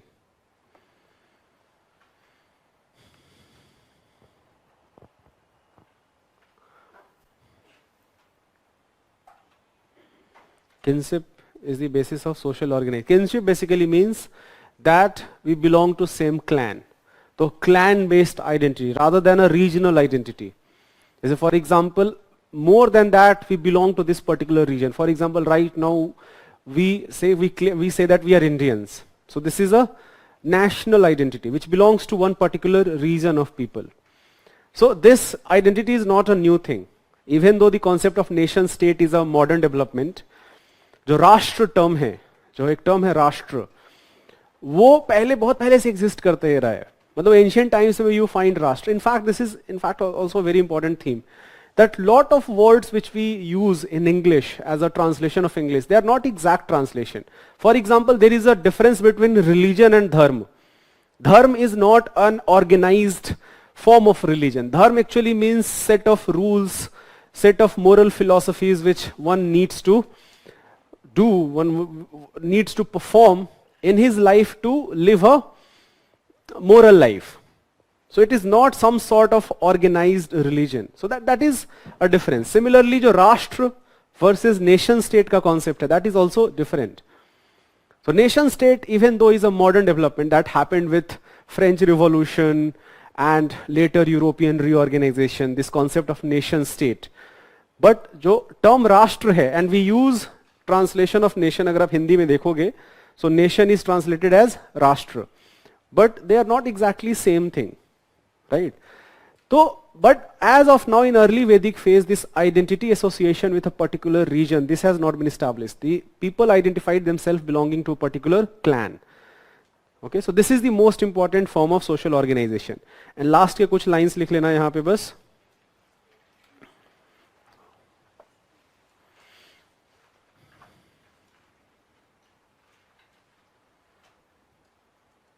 Jana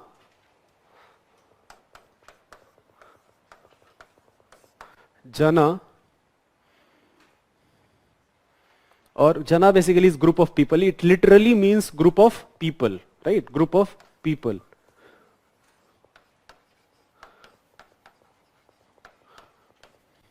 Jana, group of people, was the highest political unit. Was the highest political unit.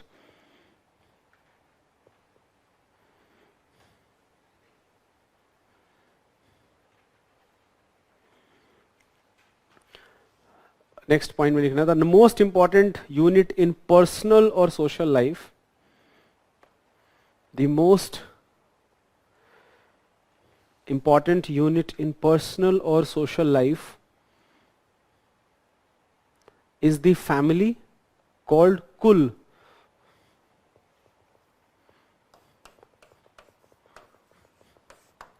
Family called Kul. Headed by a patriarch, Kulpati. Headed by a patriarch, जो male head होगा, जो headed by a patriarch called Kulpati. So it is a patriarchal society. Kulpati.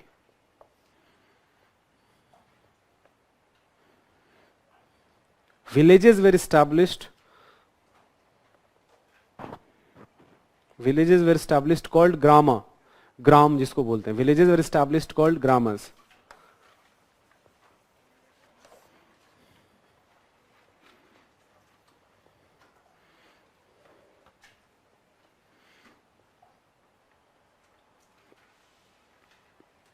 Group of villages was called Vis. Group of villages was called Vis, and its ruler and its head as Vispati. And its head as Vispati. तो सबसे जो important चीज जो है last line लिख लेना. So basically the lowest form of social organisation is kul. Few kuls will come together to form a grama. Few gramas will come together to form a vis. And the highest political unit is few vis will come together and form a jana. So this is the political unit.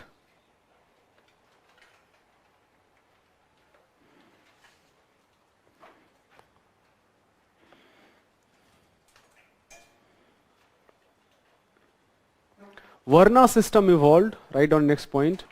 Varna system evolved. Varna system evolved with Brahmins at the top of social hierarchy. Brahmins.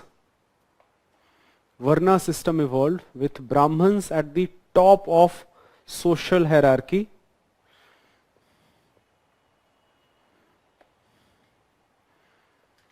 Associated with performing rituals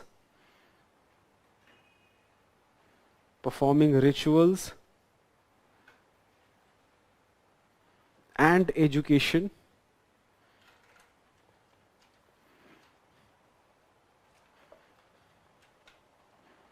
Kshatriyas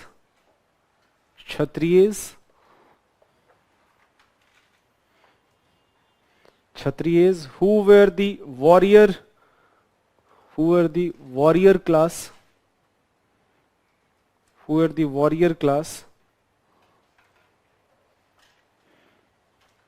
Vaishya,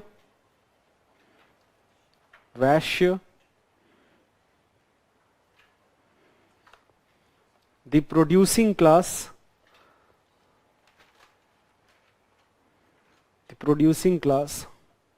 commoners जिसको बहुत हम बोलते हैं, commoners such as farmers, weavers,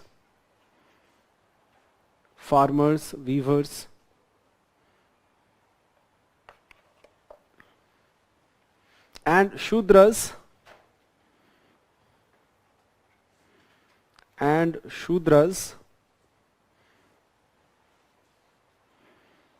who were at the service of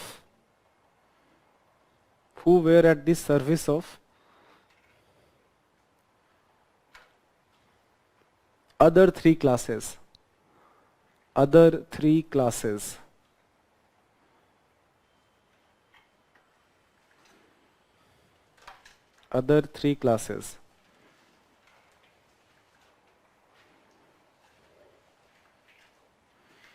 Right on next point. Ashram system. So, sorry. Before that, एक line लिख लेना. Dwij is an important term you should know. The first three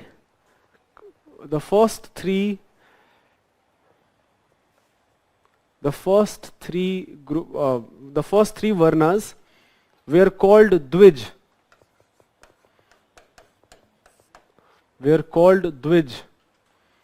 It literally means twice born. Dwij, who had the right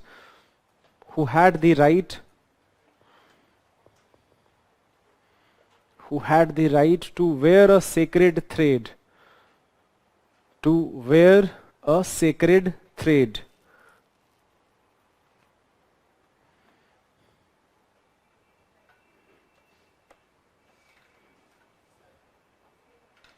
Sacred thread.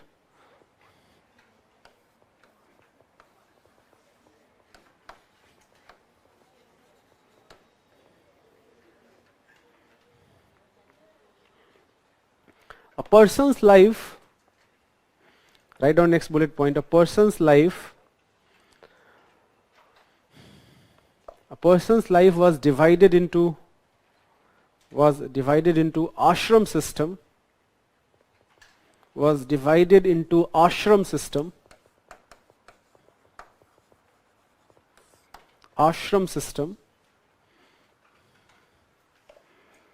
So there are 4 phases of ashram system. The first is brahmacharya, where you use this, write down. There were 4 phases of ashram system. 4 phases of ashram system.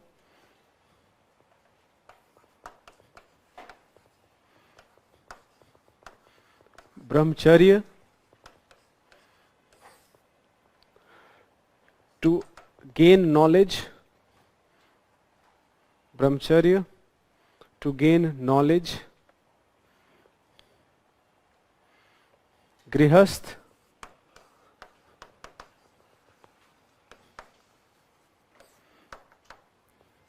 Grihasth, to get married, and become householder. To get married and become householder. Vanprasth,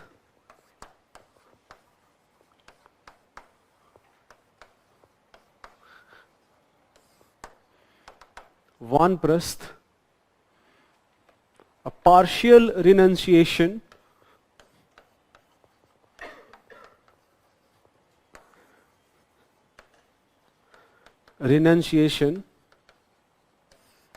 A partial renunciation where a person leaves the family, and lives in a nearby forest. Leaves the family and lives in nearby forest. And finally, sannyas, which is complete renunciation.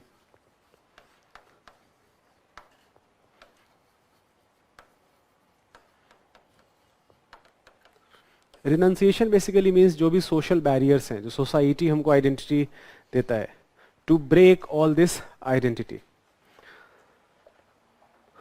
Sannyas, complete renunciation, where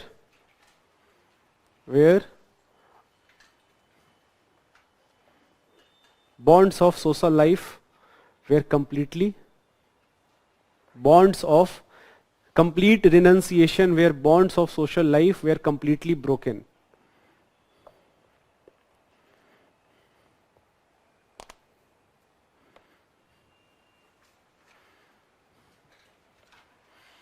And एक last point लिख लेना.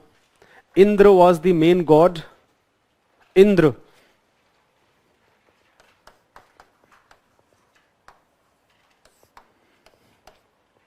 Indra was the main god, called Purandar. Indra is also called Purandar. अब देखो, let's have a discussion on religion. Aryans and the gods they worshipped. So they were nature worshippers. They saw the benefit of lot of things. For example, they saw the benefit of rain. Rainfall was very important for animal rearing as well as agriculture. So Indra became the main god. Indra was the god of rain. Another very important aspect was fire. Fire played a very important role.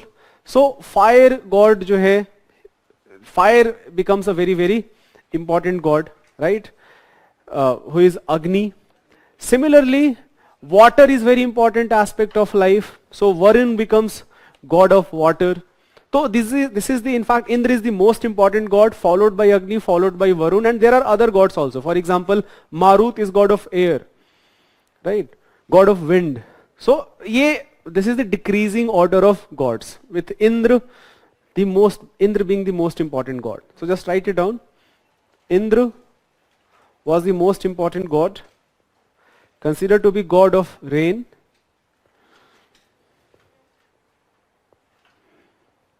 Agni, god of fire.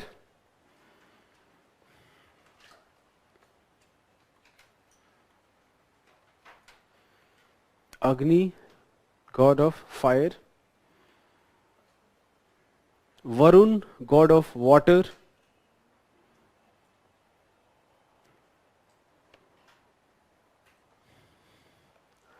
Different types of yajna, write down इसी में. Different types of yajna.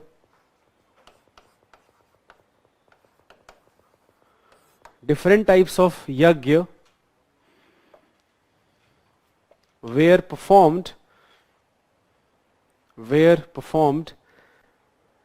sacrifices were offered. Sacrifices were offered.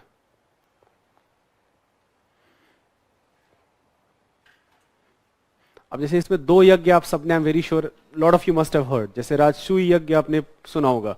Rajasuya yajna was performed during coronation of a king. जैसे when you read Mahabharata, you read that Yudhishthir had a Rajsuy Yajna when he became king of Indraprasth, which is known as New Delhi. And this is where Draupadi insulted Duryodhan that led to this entire episode of Chirharan and finally Mahabharata, right?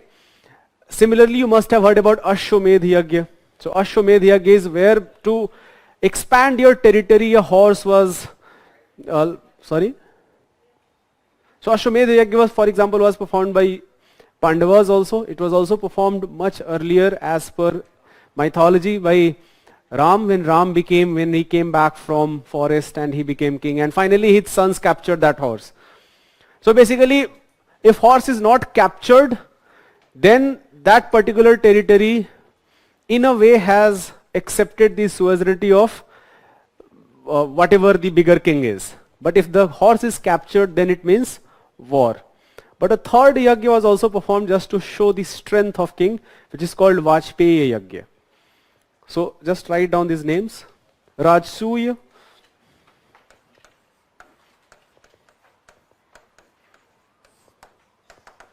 Yajna. It was performed at the time of coronation of a king. It was performed at the time of coronation of a king.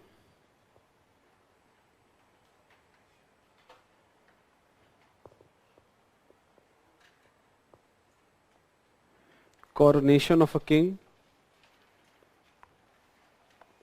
Ashwamedh Yajna.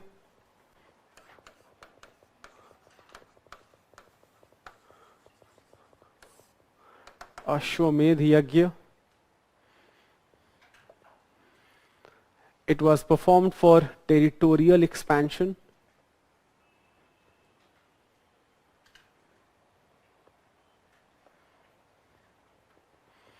Territorial expansion. And Vajpayee Yajna.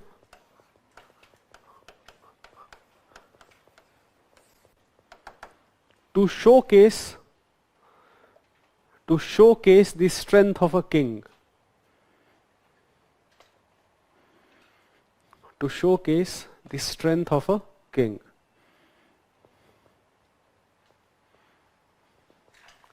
So this is, I think these are the outstanding features of early Vedic phase which you should know. Few things which you need to, if I have to pinpoint few important points for prelims examination. So about their social organization. Specially जो social aspect है वो हमको पता होना चाहिए. जैसे for example emergence of varna system और their political organisation starting from kula to janas, कि ये इंक्रीजिंग ऑर्डर ऑफ एक जो पॉलिटिकल यूनिट है या सोशल यूनिट है वो इंक्रीजिंग ऑर्डर क्या है. This is what you should know. You should also know the name of rivers by their ancient names. Especially Ravi is a very important river.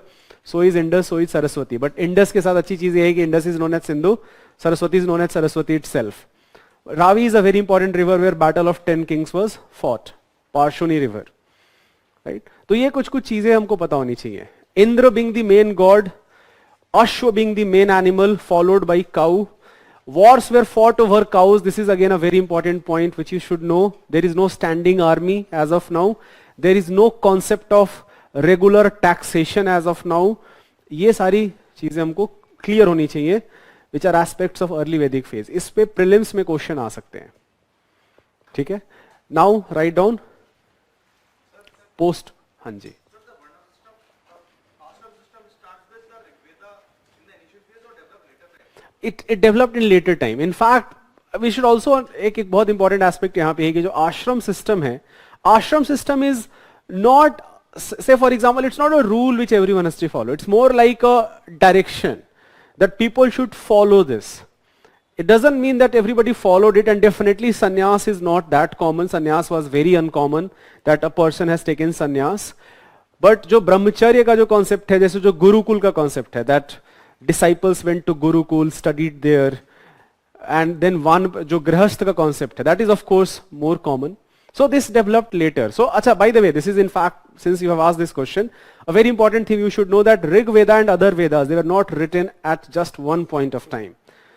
They were written at various points of time. Many chapters, for example, 2 chapters, the first chapter of Rig Veda and the 10th chapter. Rig Veda has 10 books which are called mandalas. So Rig Veda has 10 mandalas. The first and 10th mandala, they were added later. From 2nd to 8th, 2nd to 9th mandalas, they were written down earlier. How do we know that? That is a very, so again, linguistic analysis plays a very important role. Use of words, which words you are using. कि कुछ words जो कि earlier languages में exist नहीं करेंगे. They have been influenced by local dialects.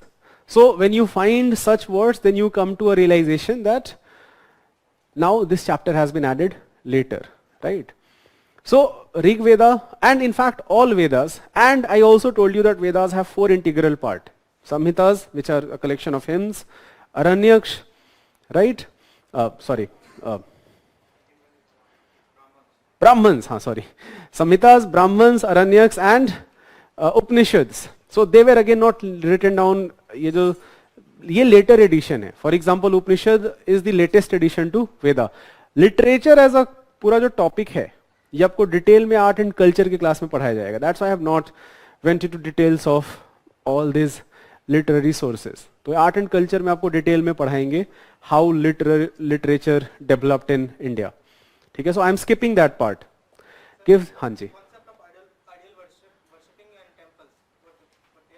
What That's a very good question. So idol worshipping is definitely there, even in early Vedic phase, even though there are nature worshippers. अब this, again, यहाँ पे बहुत interesting aspect है. As I told you, this is a phase of transition. People are interacting with local people. So for example, initially, Indra is the main god. But turns out that in post-Vedic phase, in later Vedic phase, Indra does not have the same status. Brahma emerges as a very important god. So does Pashupati, which is then later becomes Shiva. So is Vishnu, right? So this concept of three devo hai, the 3 gods taking care of 3 aspects of universe. The creation, its continuation, and finally destruction. ये जो पूरा का पूरा aspect है, this emerges much later, right? But yes, idol worship is also there in early Vedic phase. For example, initial Aryans were not considered to be phallus worshippers, ling worship जो हम बोलते हैं. But later we do find that later Vedic, so maybe they interacted with locals and lot of their religious aspects, they were associated. Their gods became Aryan gods, and these gods now had more status. So this is again a transition phase which is happening. Hanji. But the oral tradition was also a part of Rigvedic or earlier. Early time का तो हम नहीं बता सकते. So your question he is asking कि ये जो oral tradition है, जैसे for example जो पूरा again आप literature में आप मुझे dwell कर रहे हो, जो पूरा literature है, early literature, it can be mainly divided into 2 parts. First part, which literally means you have heard, that they have always existed, which are called Shruti. So Veda is a very important part of Shruti literature. It literally means that it has existed, maybe some sages who were in trance state and they gained this philosophical knowledge, or this knowledge was given to them by gods themselves. They wrote down Vedas. So Vedas are considered to be Shruti literature. And then comes Smriti literature. So Smriti is something which you have orally heard from people, right? So which you have remembered from your, for example, jo epics hai, Mahabharatas and Ramayans, these are examples of Smriti literature. So regarding your question that Veda of course initially was only orally heard. As I told you that I will teach Rig Veda to my son and so on. But as this oral tradition passes on, new words are added. New words which people of this region are interacting with local inhabitants. New words are added. A sort of new language develops. Right? So in later part, much later, on the leaves of birch tree, Rig Vedic, many hymns are written down. So initially there is a oral history, later it becomes part of written history. Okay, give the heading. This class is going really slow.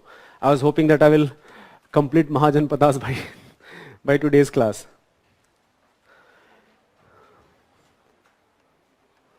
But anyways, एक ये topic हम खत्म कर लेते हैं. Later Vedic age, give the heading later Vedic as.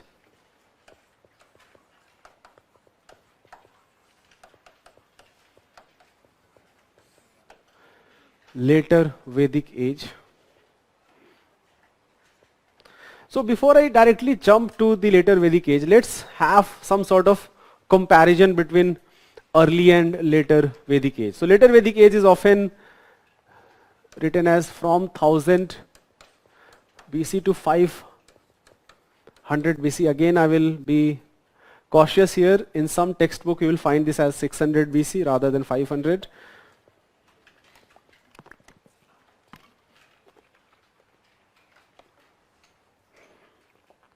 So let's write down in comparative perspective so that things will become, and in fact this is a very good way to study history.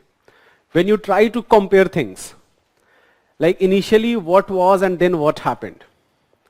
So I always tell you that history should be read in themes.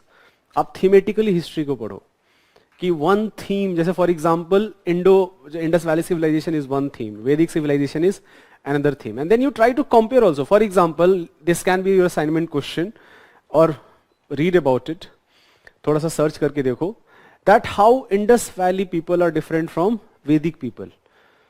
Like इसमें इनमें differences क्या हैं? So that can be your assignment, right? So but here right now I'm discussing that how in later Vedic tradition, when other Vedas, so Rig Veda is the oldest Veda, but other Vedas, Sam Veda, Yajur Veda and Atharva Veda, when they were written down, how society develops, right? So a comparison, write down, again I'm writing down, I'm making you write a comparative analysis of early Vedic phase and later Vedic phase. In early Vedic phase was more democratic,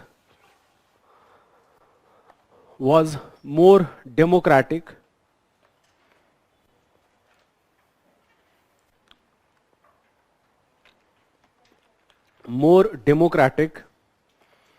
sabhas and samitis played an important role in decision making. Sabhas and samitis played important role in decision making.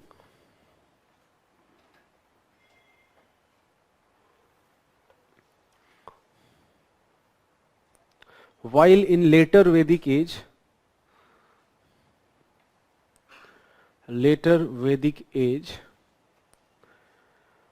the position of king becomes hereditary.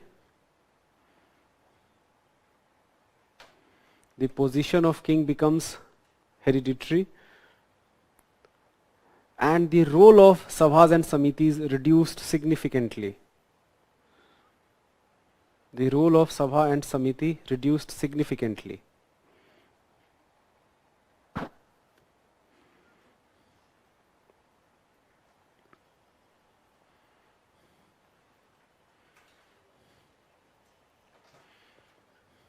Second bullet point, woman participated in sabhas and samitis. Women participated in sabhas and samitis.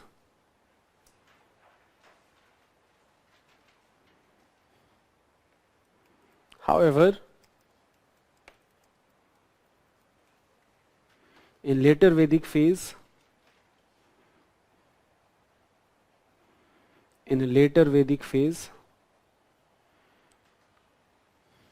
women were not allowed Women were not allowed.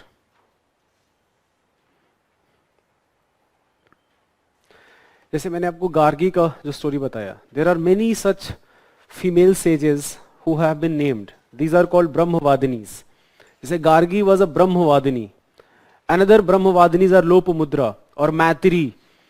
So these three names, I think there are 5-6 names. I do not remember all the names, but these three are very important names. जैसे आप लिख सकते हो, आप अगर आपको लिखना है कहीं साइड में ब्रैकेट में लिखना हो तो आप लिख सकते हो, there is a term called Brahmavadini.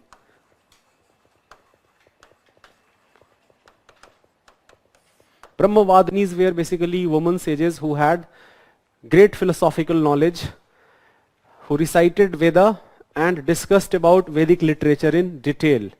And few examples of Brahmavadinis are Gargi, Maitri, Lopamudra.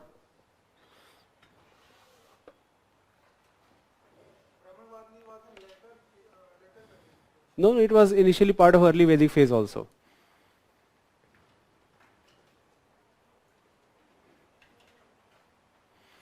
Write down in third point. Even though Varna system existed in early Vedic phase, even though Varna system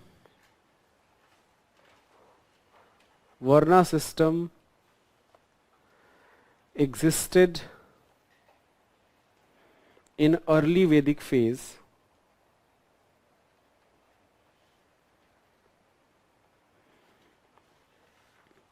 it was mainly based on occupation.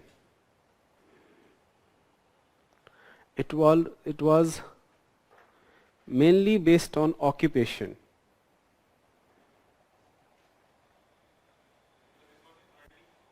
Yeah, this was, even though early Vedic phase likha to tha, even though Varna system existed in early Vedic phase, it was mainly based on occupation, while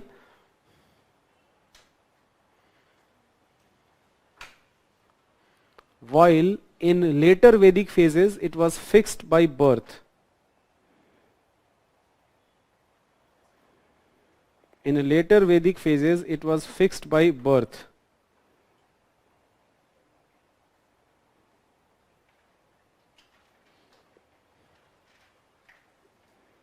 Fixed by birth. In early Vedic phase,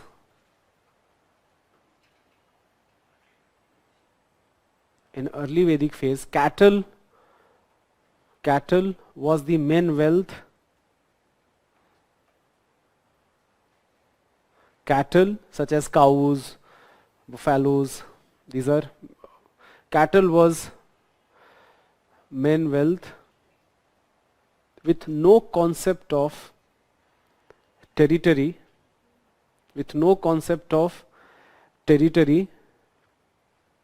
and land as a private property.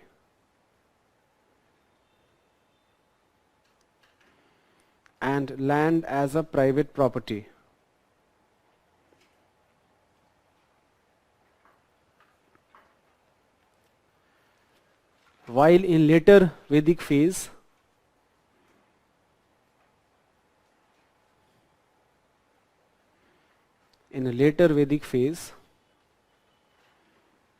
agriculture became the main economic activity.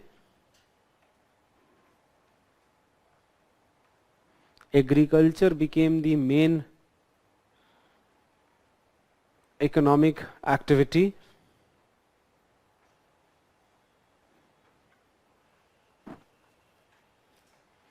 And the ideas of land and territories emerged. Ideas of land and territories emerged.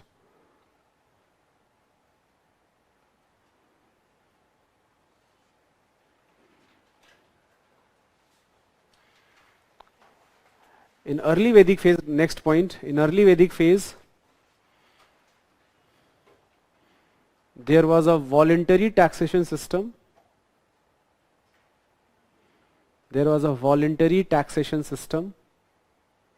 Called balis. Bali, while it became fixed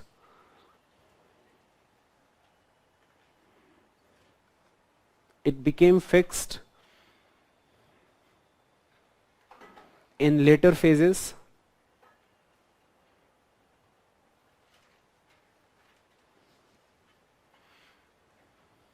And एक last 2 point लिख लेना. In both early and later Vedic phases, in both early and later Vedic phases, and a standing army was not maintained. A standing army was not maintained. A standing army was not maintained.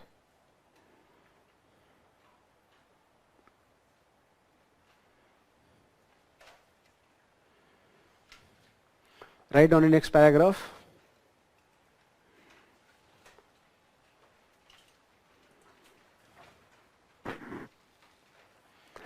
The second phase of urbanization,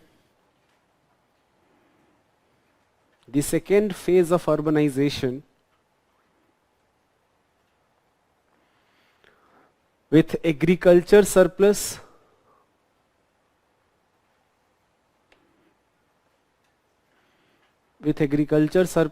use of iron on a larger scale,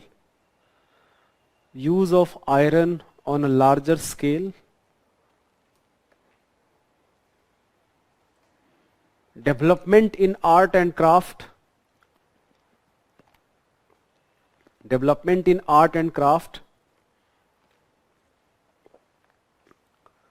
emergence of new occupations,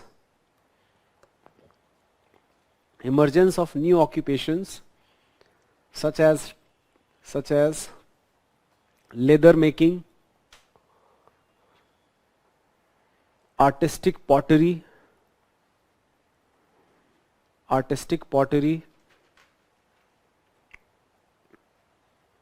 more trade and commerce,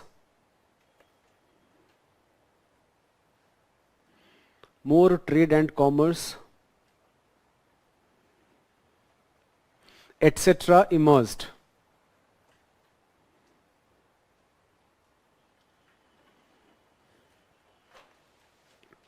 In fact, there is a very famous system called guild system at that time. Different guilds for different economic activity, they were established at this point of time. Okay? I am ending today's class here. In next class, we will talk about the rise of, because this is a very, separately this is an important theme. In next class, हम 3 चीजें करेंगे, थोड़ा सा हम fast करेंगे हम. We will talk about Mahajanpadas. That will be our next point. We will also talk about emergence of Buddhism and Jainism. And finally, we will talk about Magad Empire.